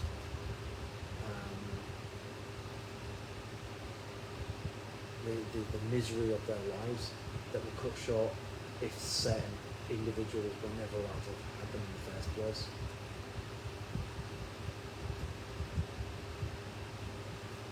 '22, the financial exploitation of influencers. Yeah, I've kind of talked a little bit about, about social media influencers. Yeah, I really am not into this whole kind of grifting culture that seems to be becoming more prevalent on social media platforms like YouTube, Instagram, TikTok these days. People selling their merch all the time and all this kind of crap. So I think it's to buy things and subscribe and join their Patreon or join this or join their PayPal or this or that or the other. Just this endless sort of just more and more techniques of trying to screw people out of money, or trying to get money out of people for things that they used to do for free, but now they deem it that people have got to pay for it all of a sudden. It's just utter materialistic, driven, kind of corporate-like, capitalist bollocks, really. It's just a load of shit, and if people want to buy into all that kind of stuff, that's up to them. I personally don't. I think in my entire time on YouTube, I've maybe sent maybe once a donation. I don't even think it was on YouTube. I think it was through some other platform, probably. I think I've sent one donation to something for a charity once, and that's it. I've never ever bought people's merch. I've never bought into people's consumer, digital consumer model. Hand over your money for this, and this, that kind of crap. Sort of unspoken negotiation type stuff, or sort of guilt tripping people or pressuring people in some way, or sort of subtly getting people to give you money, or just outright arrogantly egotistical,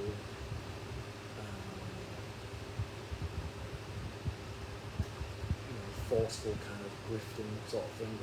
Even in something like ASMR, I'm seeing a lot more of this crap these days. Honestly, starting to get a bit tired of it. It's just all the time. It's like it's in your face all the time. It's become obsessed with materialism. That's what's happened. It's become obsessed with capitalism. That's what's happened to social media in a nutshell. Really, become a business. Everyone's saw an opportunity to try and exploit people in some way, some more subtle nuance than others. But it's essentially, manipulation, really, for different forms of manipulation, for the outcome of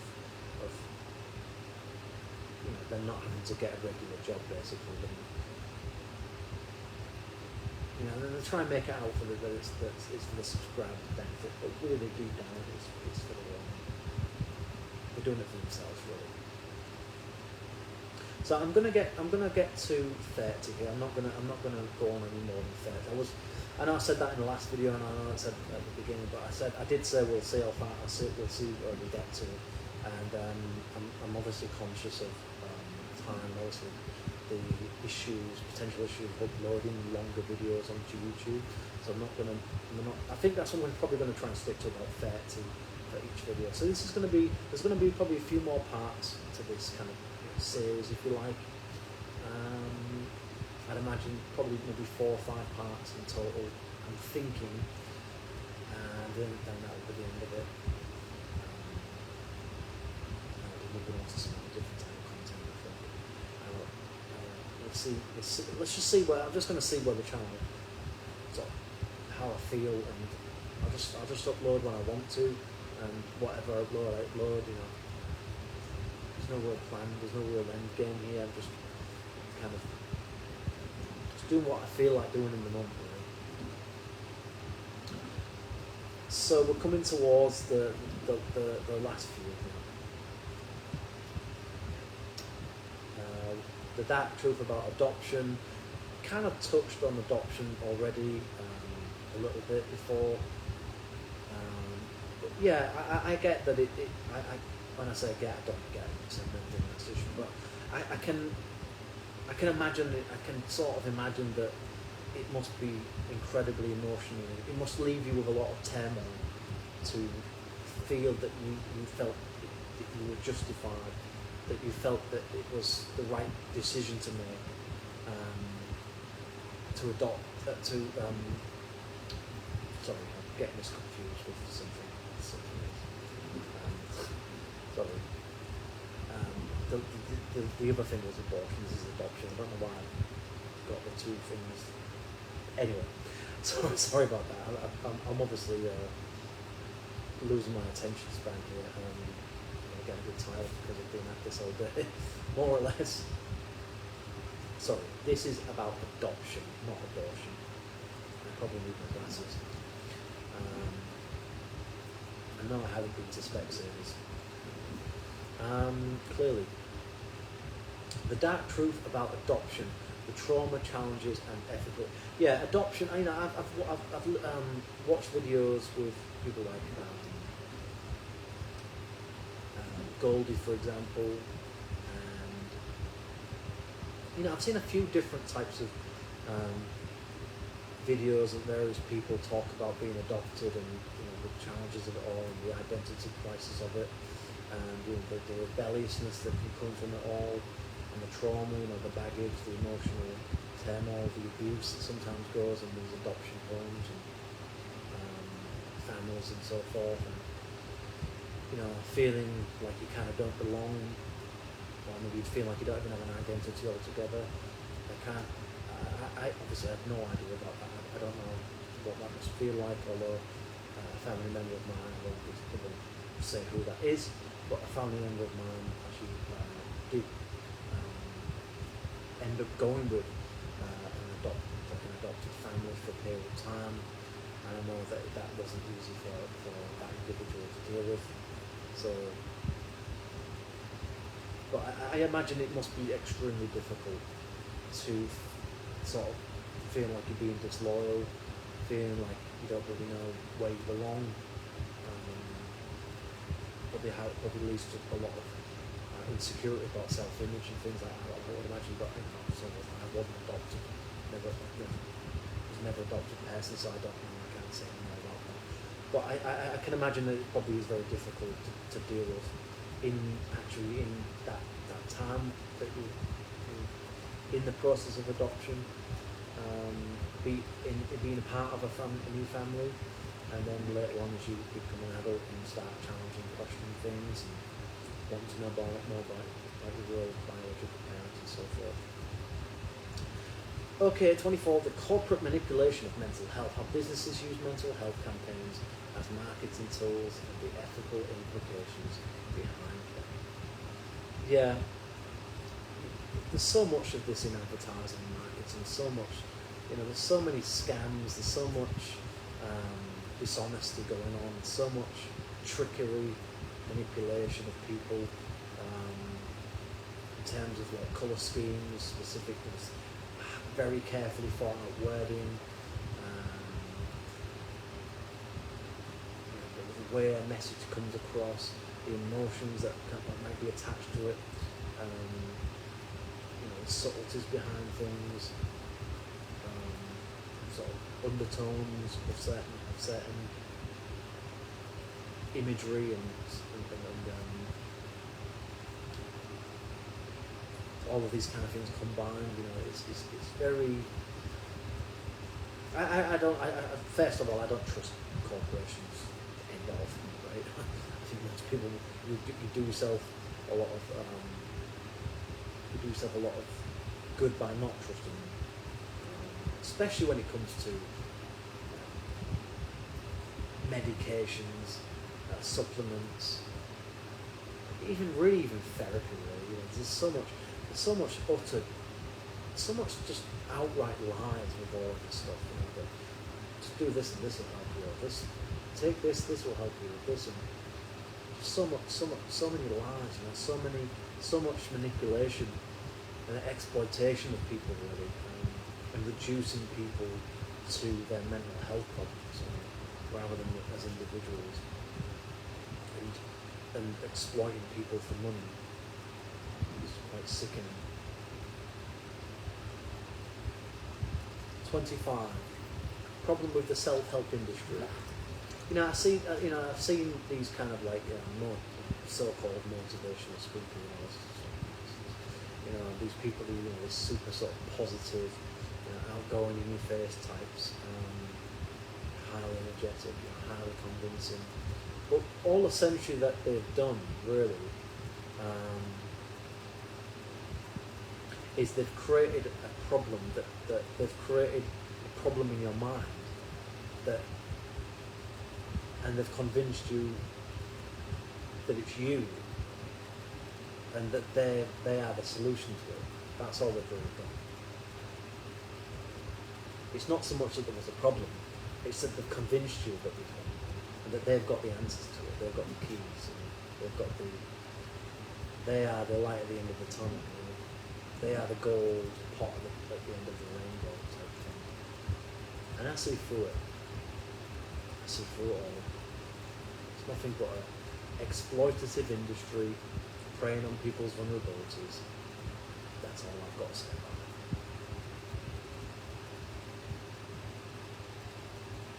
26, the moral implications of prison labour. I think for people who are repeat offenders or people that serve in serious sentences or even life sentences, I don't particularly have an issue with hard labour, and I also don't have an issue with people being involved in various forms of labour in prison. I think sometimes actually it can be a good thing for certain prisoners because it beats the monotony of day-to-day prison life, jail life, and I think that actually sometimes it can be good for their mental health and can help them to kind of potentially help them to avoid becoming institutionalized in some ways, by having something to focus on, by having something to do, by having some degree of responsibility for other people. A sense of accountability for maybe for the first time in their lives, and the consequences for not doing it, which is a good thing for when they go back to seek the street, back into the real world. 27, normalizing body dysmorphia, the impact of beauty standards. It kind of goes back to the pageants thing in a way. You know, I've never liked the supermodel side of, you know, cosmetic marketing, advertising, you know, catwalks and all that kind of stuff, in the sense of, you know, look, of course there are certainly body types that are healthy, that are inspiring, that are normal, let's say, to a point. But I think if we're glorifying, you know, dysmorphia or, you know, anorexia or obesity, things like that, or bulimia and things like that, for example, that's what it's called, I think that's what it's called.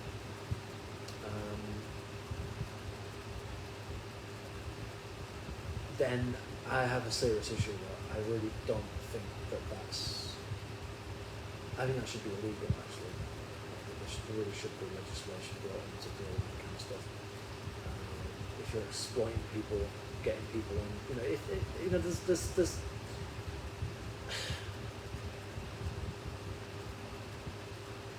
I get that it's to sell a product, it's to convince people to buy their products and so forth, and to kind of, a lot of the time really it's exploiting early development of young teenage girls, maybe a lot of the time, in terms of makeup, being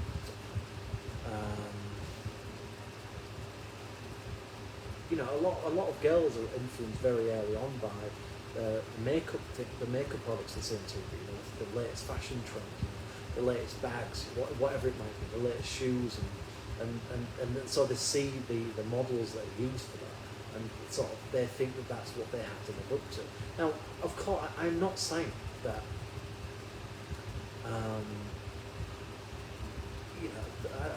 I don't think that we should have ridiculously, grossly unhealthy body sizes being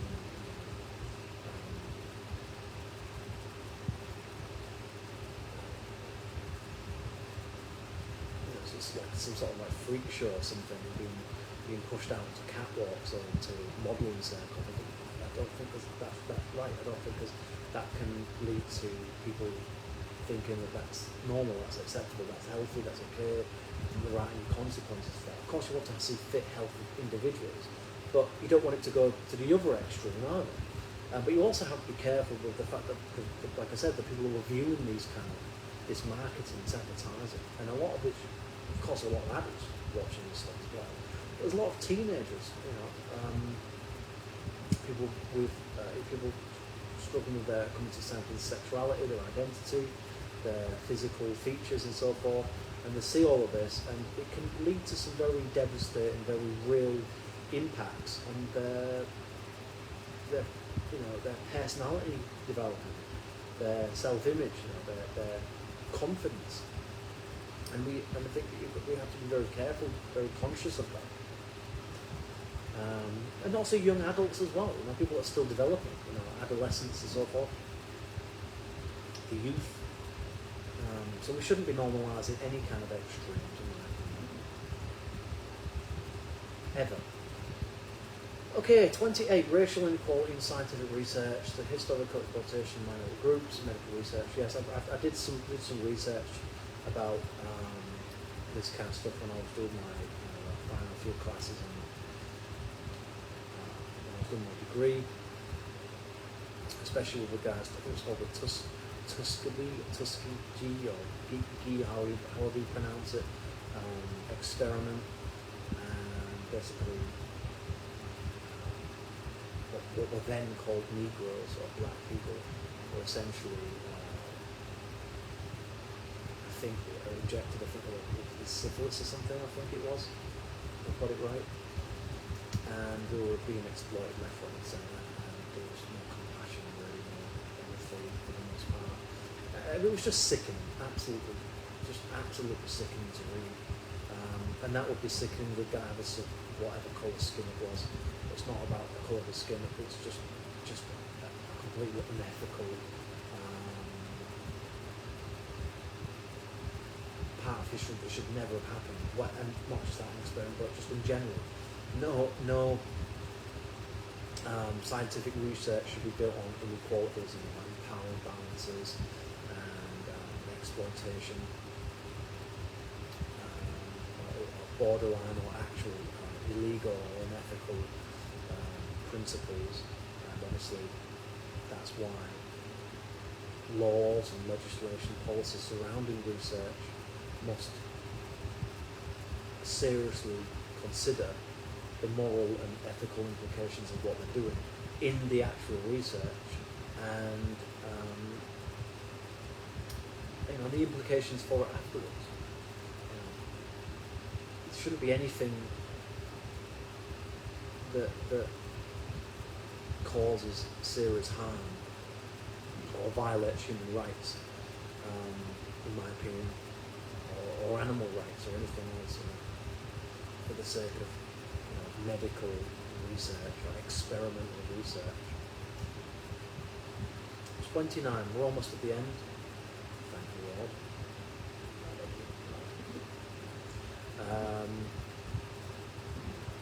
29, the ethics of AI-driven decision making. Kind of touched upon that already. Life-altering AI being involved with the criminal justice system, banking probably. I imagine at some point it'll take precedent in retail industry, probably hospitality in some ways or other.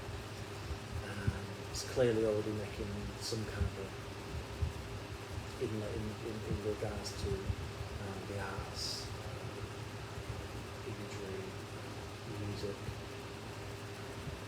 sort of hypothetical scenarios and movies, poetry, all the rest of it. So I wouldn't say that there isn't a place for it. I think AI certainly is very, very, extremely productive and useful to save us a hell of a lot of time, and can be very, very useful in terms of having an outlet to even just some things like loneliness in a way can kind of be useful, but certainly in terms of education it has a place. It has a place in research and building knowledge and medical emergencies and all that kind of stuff. So there's certainly a place for it, but as far as it making serious decisions, I think we need to be very, very careful. Really, really careful about this. I don't know what else to say about it. We just need to be extremely careful. So I'm gonna go on a little bit more here. I decided I'm gonna go to 40, and that's it. I'm gonna bring the video to a close then. So number 30, the taboo of aging and death. I don't want to linger on too much because otherwise it's going to become boring and nobody's going to watch it. I'll watch it anyway, but who knows? The taboo of aging and death. The thing is, nobody likes talking about getting older. Nobody likes talking about death, especially in England, where we're extremely protective of our emotions. We're very reserved people in many ways, and we often use humour as a way of sort of batting away those kind of thoughts and feelings. We're very repressed, suppressed. We have a lot of suppressed emotions. We're very repressed in many ways, oppressed in many aspects, psychologically speaking, and that's because we don't confront these topics head on properly, thoroughly, with people. And when we take the active decision to not talk about these very real parts of the human condition, then we're essentially causing ourselves a lot of harm in the long term. Because one day we will, if we're healthy for long enough, then we will reach, without having anything happen to it, obviously, then it goes without saying we will get old and we will die at some point. That's just a fact of life. It's just a fact of being a biological machine, which is called the human being. So,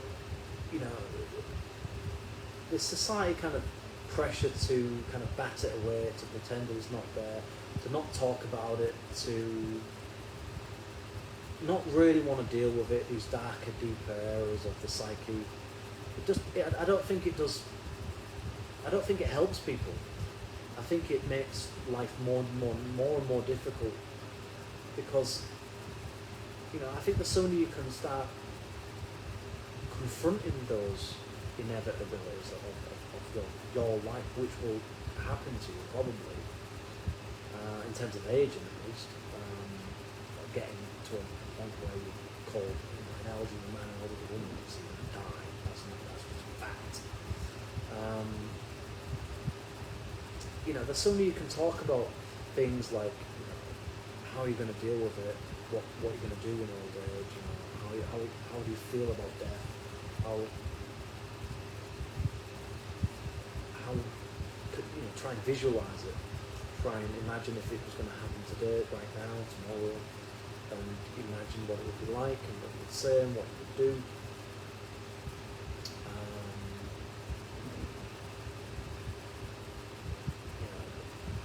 Talking about aging and dying, in my opinion, probably two of the most important things you can ever talk about with the closest of friends and with people mature enough and people that are sensible enough and interesting enough really to talk about this kind of things with. Just a point in the last one that I talked about, AI. One of the major issues I think of AI is probably going to be things like bias and systems being set up for very specific outcomes and algorithms becoming a part of searches and various input operations and directions and so forth, and obviously the thing of what do they call it? Is it Jibber or something? This language that's being talked about now between AI agents and things. To me, that's extremely green. Extremely. There's all sorts of potential negative implications for that. because the reality is over time is that AI will get more and more intelligent, more and more capable of thinking, and it will outweigh anything the human brain can ever do. And at that point, that's when you really have a serious issue.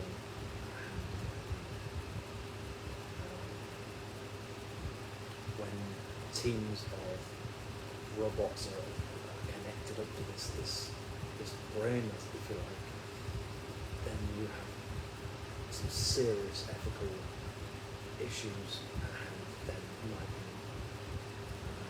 I think that is, an inevitability that's coming down the line, probably a lot sooner than we would like it to be. I'm really worried about that.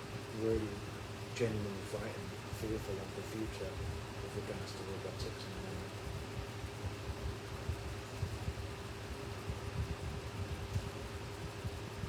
Okay, so I'm going to go through these last ones here, and then that will be a video for today, and I'll carry on with this series probably in a few days' time. I imagine I'm going to have a break, do something else, and then focus on what I want to, because I've got so many options here. I've got a few different ones. I've got them in Word documents, but I want to go through them and actually select which ones I want to do.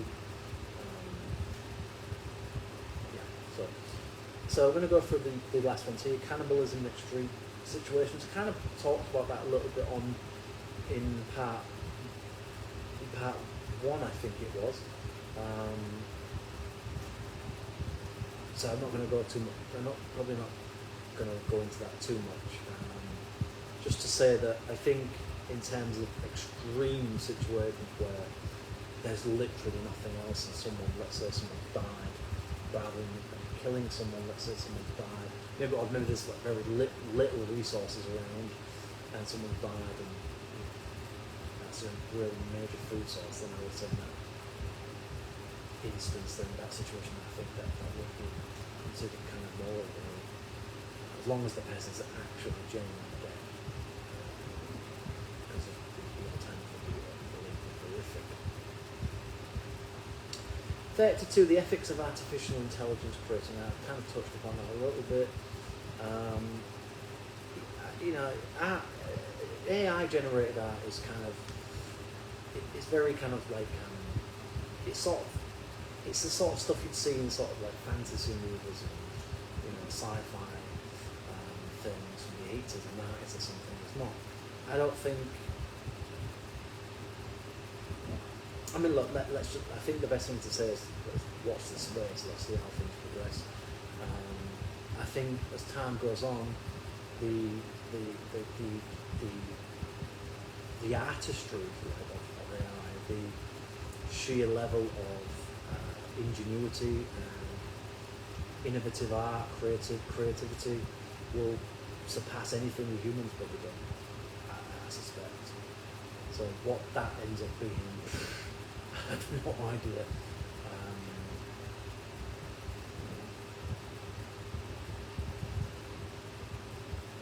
It's going to be an interesting future. Very interesting. 33, the commodification of grief, how industries profit off people's loss and suffering, like funeral homes and grief houses. Well, of course, people need to be paid, and nothing, people don't get anything for free in this world. Everything costs money. People want to have some kind of a funeral for the most part, whether that's a cremation service or burial. So people need to be paid as bearers, funeral bearers, and all this stuff. Coffin makers, people who work in cemeteries and so forth. So I don't know. It's you can't do these things for nothing, can you? Really? We don't live in that world, and we probably never will. So that you do have to have some degree of profit involved in it. But when you're exploiting people, when you're ripping people off and charging people ridiculous amounts for funerals and basic services, then to me I think that's really something that's one of the most unforgivable things. At a time when people are at their most vulnerable and they're preying on that takes that's the next level of predatory behaviour and capitalist-based predatory behaviour. 34, the normalisation of paedophilia in media. The potential for films or shows to glorify or desensitise inappropriate behaviour in an attempt to make taboo subjects more acceptable. I think this is something that's come about a bit more in the last, I don't know, maybe like the last, I want to say the last 5 years, maybe more than that. Like, I've seen more of this stuff connected with the LGBT community in terms of like the sort of gay, sort of homosexual sort of based lifestyle, and I'm not generalising, I'm not trying to demonise anybody or scapegoat anyone, or I'm not homophobic at all. I honestly couldn't give a fuck what anybody's sexuality is at all, as long as it's legal and it's consenting. I couldn't give a fuck. As far as paedophilia is concerned, it's illegal. It should remain illegal, and anybody that says otherwise should, in my opinion, probably be in jail and have some kind of testosterone depleting medication, and at the very least be in jail for the probably for the remainder of their lives, or be in some other place where they're essentially institutionalised and never have too much of a risk. I wouldn't say I've seen. I wouldn't say exactly as I said. I wouldn't say I've seen the normalisation of people, but I've seen sort of like undertones of things, like subtle hints, sort of.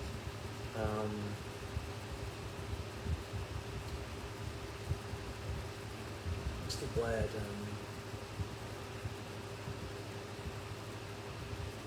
I've seen it kind of in movies where they're kind of like hinting at certain things, and they're sort of trying to get you to question your own conscience, kind of thing. Where there's situations where there's some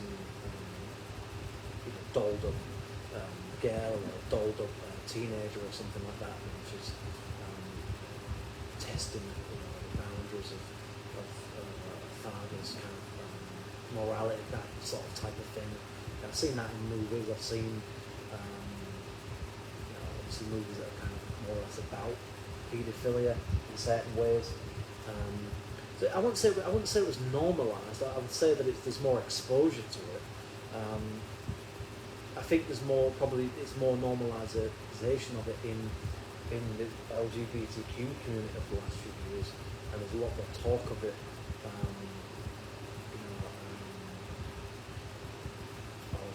Alternative sort of sexualities and that kind of shit. Obviously, I have absolute disdain for people like that. I'm absolutely disgusted. Just make you sick, really. And people need to they need to go and get their. I don't know what else to say about it. It's like people who have thoughts about doing things that are legal with children or animals or corpses, whatever. They're fucking mental. They're mental. I'm sorry, but they're mental. What else do you say? I mean, it's like these people are insane, and you need serious help if you can even help people like that. At the very least, just put them in jail and just let them rot, as far as I'm concerned, really. What else can you do with them? 35 children has come on as in adoption and foster care. Yeah, I've talked a little bit about adoption already, and there is sexual abuse, child trafficking going on in some of these rings of certain sex trafficking, child abuse going on, trafficking, exploitation of children going on in certain foster care homes. Certainly, it's happened in England over the past few years, probably since the 60s, 70s, maybe even before that. Probably happening in a lot of the parts of the world and has been for decades. So I wouldn't be surprised, honestly. Again, it's absolutely sickening. throw them in a cell, throw away the key, hang the fuckers probably.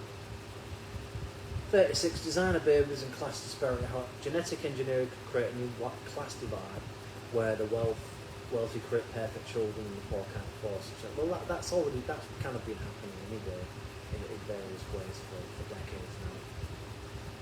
It's in certain aspects. Children go into very, very specific, grown up in very specific parts of communities, neighbourhoods,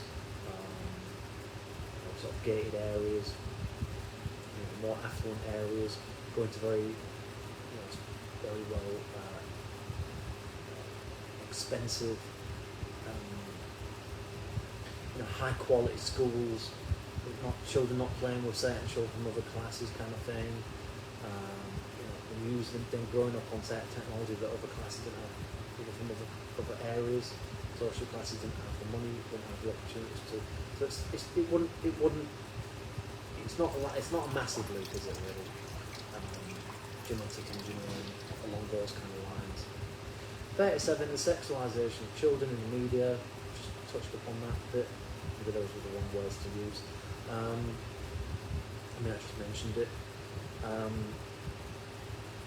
TV shows, movies, advertisements, sexualizing children, sometimes intentionally. I think a lot of the time it is intentional, because I think a lot of these people who are in front of the cameras involved in, probably especially in Hollywood and things like that, with big organisations, there's a lot of paedophilia going on in these rich circles of hush money's going around, and very wealthy, powerful people with a high status. There's a lot of people involved in this kind of stuff, and it's been going on for decades. You only have to look back at things like BBC, Top of the Pops, certain sort of MTV music videos, and certain movies, advertisements, even using teenagers. It's nothing new, and maybe sometimes it's unintentional, but I think a lot of the time it's people can hide this kind of stuff very, very. People are good at hiding the very dark parts of themselves, and for good reason, once someone's out as a paedophile or a sexual pest or something, I don't want anything to do with them against, of course they hide it.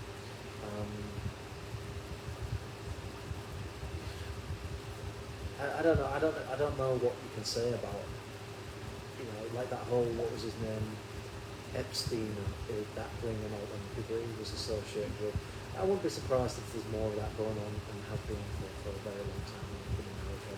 I know, you only have to look at England with the Savile case, and what was his name, Harris, and certain politicians that have been involved with it, and even recently there was a Labour, former Labour MP that was found trying to meet some underage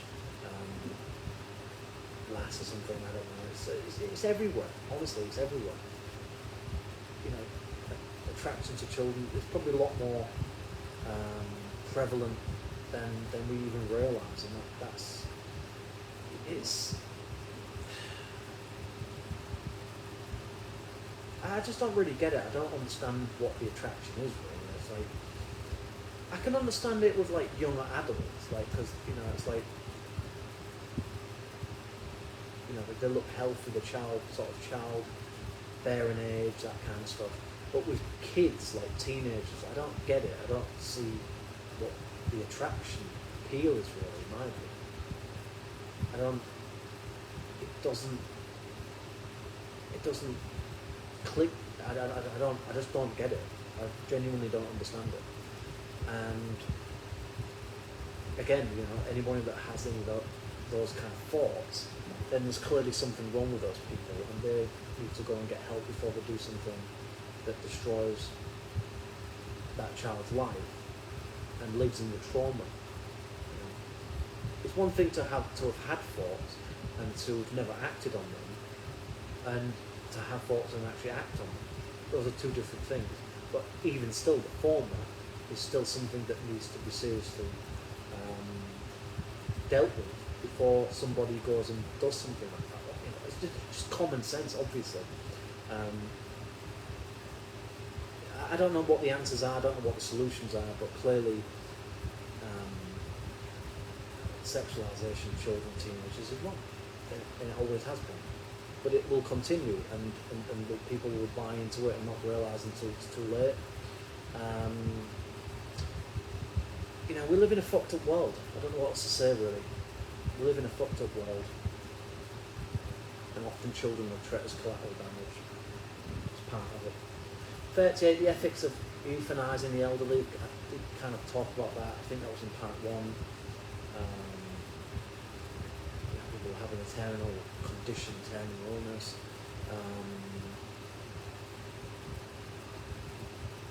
You know, just not really having any kind of quality of life anymore. Losing their senses, losing their balance, and losing their ability to function normally. I don't know. It's really, really tricky. Okay, last few here.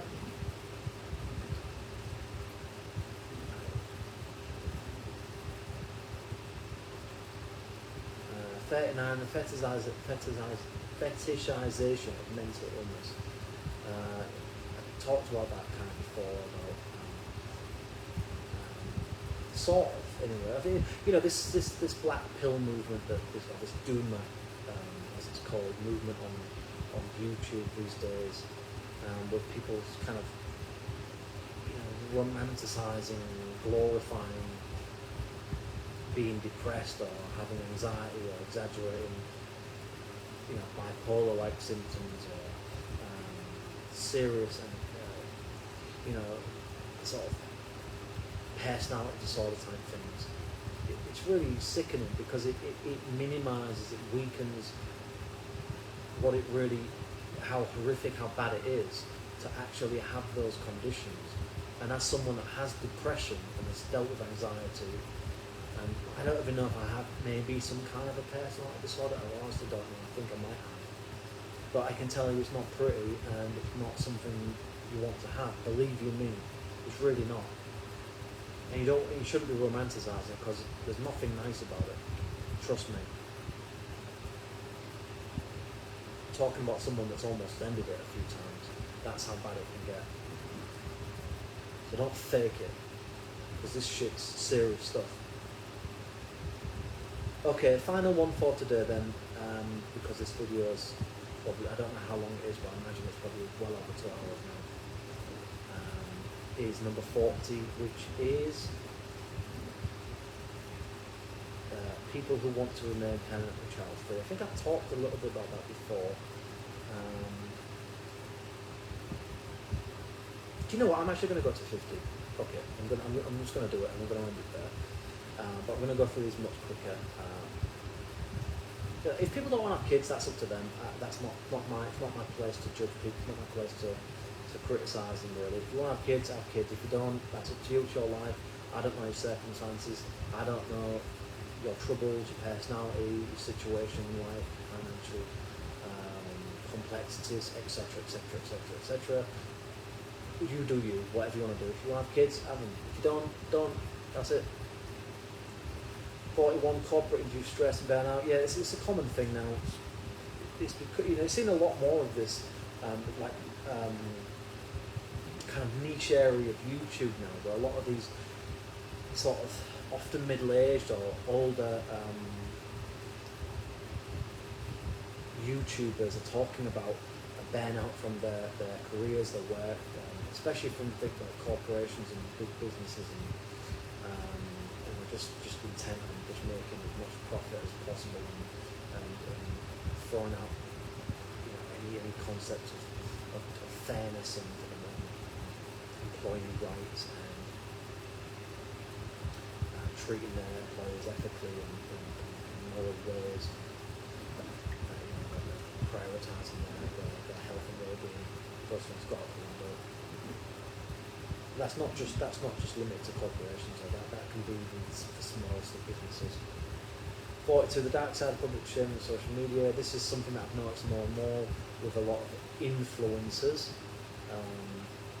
Joey B, there's a channel called Joey B Tunes on YouTube, and he talks about a lot of this sort of stuff far better than anything I can ever say, and he infuses a lot of humour, and just has a really hilarious take on things, and does it, talks about all these the cringy shit you see on TikTok, and all the utter depravity and just debauchery and narcissistic tendencies of it all. And it's all this competition, getting one over on somebody else, just fucking garbage. It's just so, it's just there's just so much of it as well. There's so much of it now on YouTube. It's just, I mean, even people that are supposed to be, even like political channels where people are supposed to be supporting each other, it's like there's just so much division, I think that's what's happening on YouTube. It's becoming more and more. It's becoming more and more divided as time's going on. I think everyone's going into their own little corner. It's like it's becoming a mixture of echo chambers and divide and conquer, really. Between those sub areas, those sub genre, influential niche areas, whatever you want to label them as. 43 exotic pets status. I'm not completely against this. Absolutely against it. It's one thing to have a pet dog or a pet cat that's a common, a common animal that you can get anywhere. There's no threat. There's no danger. There's no danger of becoming extinct anytime soon, kind of thing. But when you're talking about endangered species, whatever that might be, whether it's birds, whether it's fish, whether it's amphibians, whether it's snakes, whatever it might be. I'm just completely against it. I really don't like. I don't like a lot of this kind of stuff. I barely like zoos, let alone people keeping exotic pets, or call them pets, wild animals in a space that clearly they weren't meant for, and then they wonder why they look miserable and go mental and bite them. Tear the house up, basically. It's because they're in an unnatural environment that they didn't evolve to live in. So it's wrong. In my opinion, that to me, that I would say that is wrong. I think it is immoral. I mean, it's one thing for zoos to try and preserve certain species and to try and help them to sort of get them back into the wild eventually after a period of time, especially if they're injured or they need to have some needing assistance medication for some reason or other, or some research that needs to be done on certain species in terms of like habitat preservation or whatever for species, specific species related research, then I can see that. But as far as just keeping animals, exotic pets for the sake of it as a status symbol, you're just a completely ethically and morally bankrupt individual as far as I'm concerned. It should be banned. I really think it should be banned. Like, yeah, it's nice to see rare exotic animals, but it's not. Your home is not the place for it. I don't care how big it is. It's not. They shouldn't be there. 44. Why people sometimes enjoy watching disasters? Because life's boring. Life's tedious. Life's predictable sometimes. It's the same thing day in, day out. You wake up, you take a shower, you brush your teeth, you have breakfast, you go to work. You deal with all the drowning bullshit of work, all the stress of it all. All the demands of your boss and blah, crap within your marriage and relationship, and the drama and the daily garbage of whatever, this, that and the other, dealing with your kids' problems at school, dealing with financial problems again. And so people get bored of life, people get tired of the daily grind and the rat race of the capitalist noose getting tighter and tighter around the neck. So it doesn't surprise me that people like watching disasters and gore and things like that, because it's an unnatural, it's a break away from the normality, it's a break away from the everyday, isn't it? And also, it's fascinating to watch like natural disasters, like typhoons or hurricanes, supercell storms and all that kind of stuff, monsoons and landslides and all the rest of it, tsunamis. 45 death and birth tourism, the practice of travelling to other countries for the sole purpose of having a baby or dying for economic and legal advantages.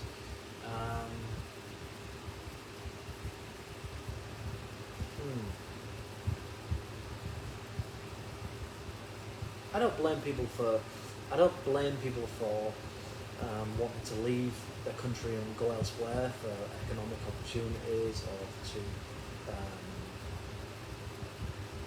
potentially have a baby with someone from an entirely different culture, society, etc. I can understand it. I haven't had a child yet, but I'm married to time. I never thought I would be. Never thought I would have sex with her at the time. But that's the way things panned out. Not that it matters. It doesn't really matter, really. It's not important, but there were reasons why things happen. It's not just a case of I just want to have a baby with somebody from a different, from an entirely different part of the world. There's often a lot of there are a lot of very real factors involved in that.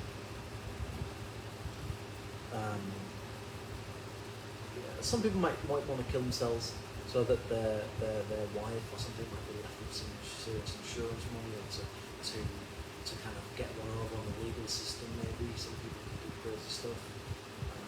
There was a politician, I think it was in the 80s, that did that in America. I can't think of his name. That was a famous video on, if you look hard enough on Google, I think it was like blowing his head off and how he did that for legal reasons, so his wife and his kid would get home.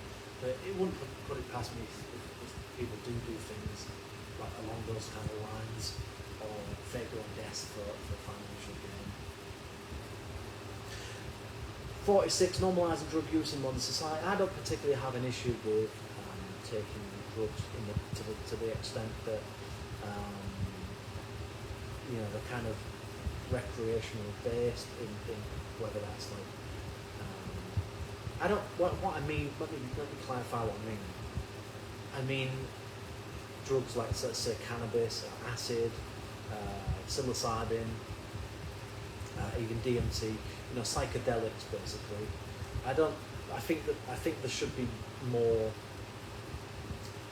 legal framework around those kind of things, and more maybe some kind of a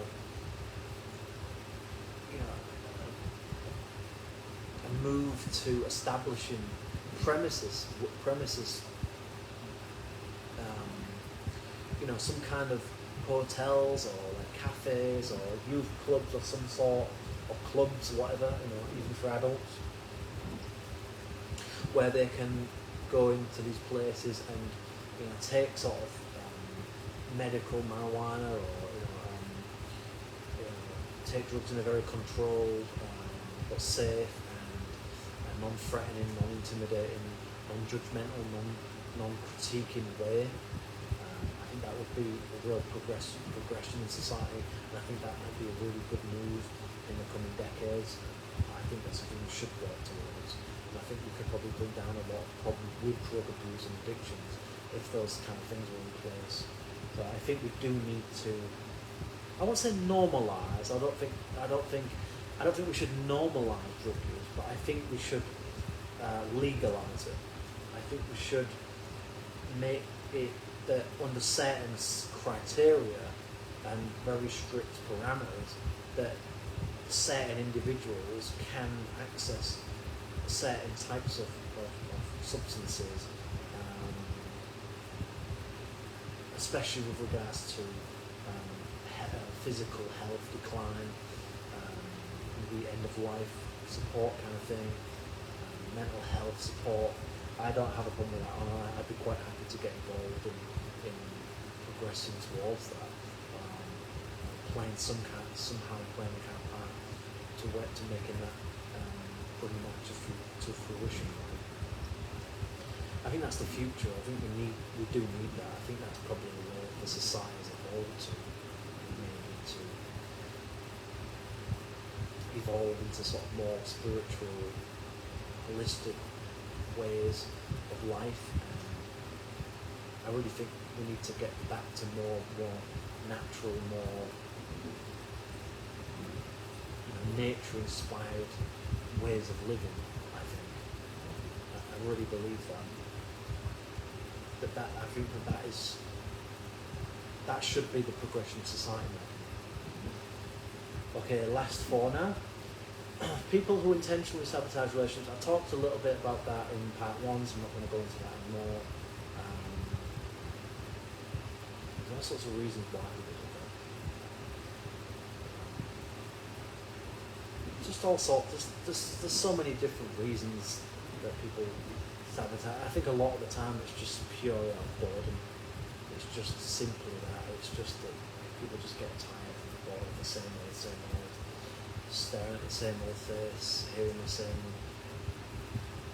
crap day in day out, tolerating the same boring conversations and arguments month after month, year after year, and it just becomes you just lose all interest. You just gradually, progressively, naturally, even just disconnect from something. And so at that point, people just think, well, it's over, it's done, it's been dead for years. Let's just sabotage it. It's over with anyway. 48, the rise of reparative or conversion therapy. I'm completely against this. I really do not believe in giving people sort of like testosterone suppressing drugs, or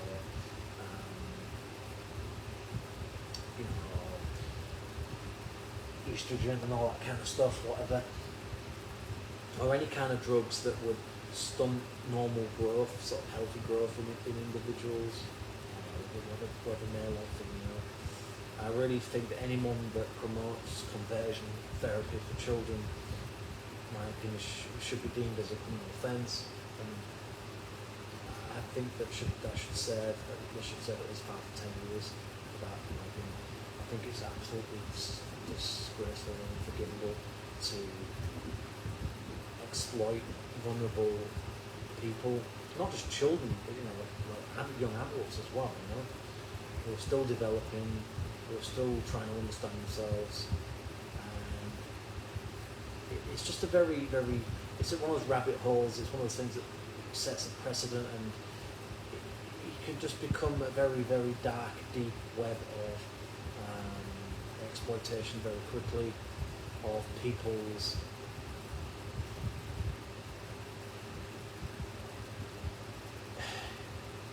highly complex emotional and psychological, very deep-rooted issues, maybe even to some extent genetically based, so that leads to doubts, self-doubt about their sexual orientation, their gender identity, and all the rest of it. So I think you have to be extremely careful there, as far as adults are concerned. And as far as teenagers and children are concerned, it should be completely banned, absolutely illegal, non-stop. That's just 100% should be banned. Shouldn't even be talked about. If someone's having serious issues about their identity, their sexual orientation, they need to go and see a therapist. They don't need sexual, they don't need to be convinced that they're this or they're that, or that they're somehow broken or this or whatever, you know, it's just, they just need to talk about it first and be allowed to express themselves openly and honestly, and let them make decisions about their own body later on in life when they've thought a bit more about it and had time to develop a bit more, because people can go through phases. I went through phases when I was a kid, when I was a teenager, right? And I would have deeply regretted it now if I'd have, been persuaded and convinced that I was just struggling because I was battling with my internal self-image. I was actually a woman, I was actually a female rather than actually what I actually physically am, kind of thing. So I'm completely against it. Okay, this is literally it now, the last two. I'm not going to do any more after this video. I'm going to move. I'm going to move on to some other areas in other videos. Might not be every video from now is going to be this, but I'm certainly will be doing more of them. A few more of them in the coming days, weeks, I think. I'm not making any promises, but we'll see. So the last two here are the lack of consent in historical art. Many famous works of art or historical documents were made by individuals who had power over those who were depicted, often without consent. I don't particularly see that much of an issue here, really. I think it's sort of a storm in a teacup, in my opinion. I think, you know, if art's great, then it should be celebrated, and it should be, if anything else, if not appreciated for the art itself, then appreciated it as a historical document that teaches a lot about the time that piece was made.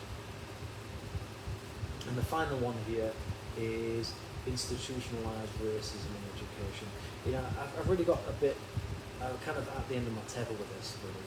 I'm at the end of tolerance with this kind of crap, because it's been going on for so long now, ever since BLM. That's really essentially what kickstarted this ever progressive, so-called progressive, extreme left woke ideology that's run rampant across so much of the West.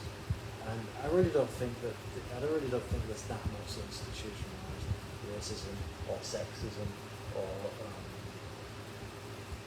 any other ism really in most areas of society. I don't think.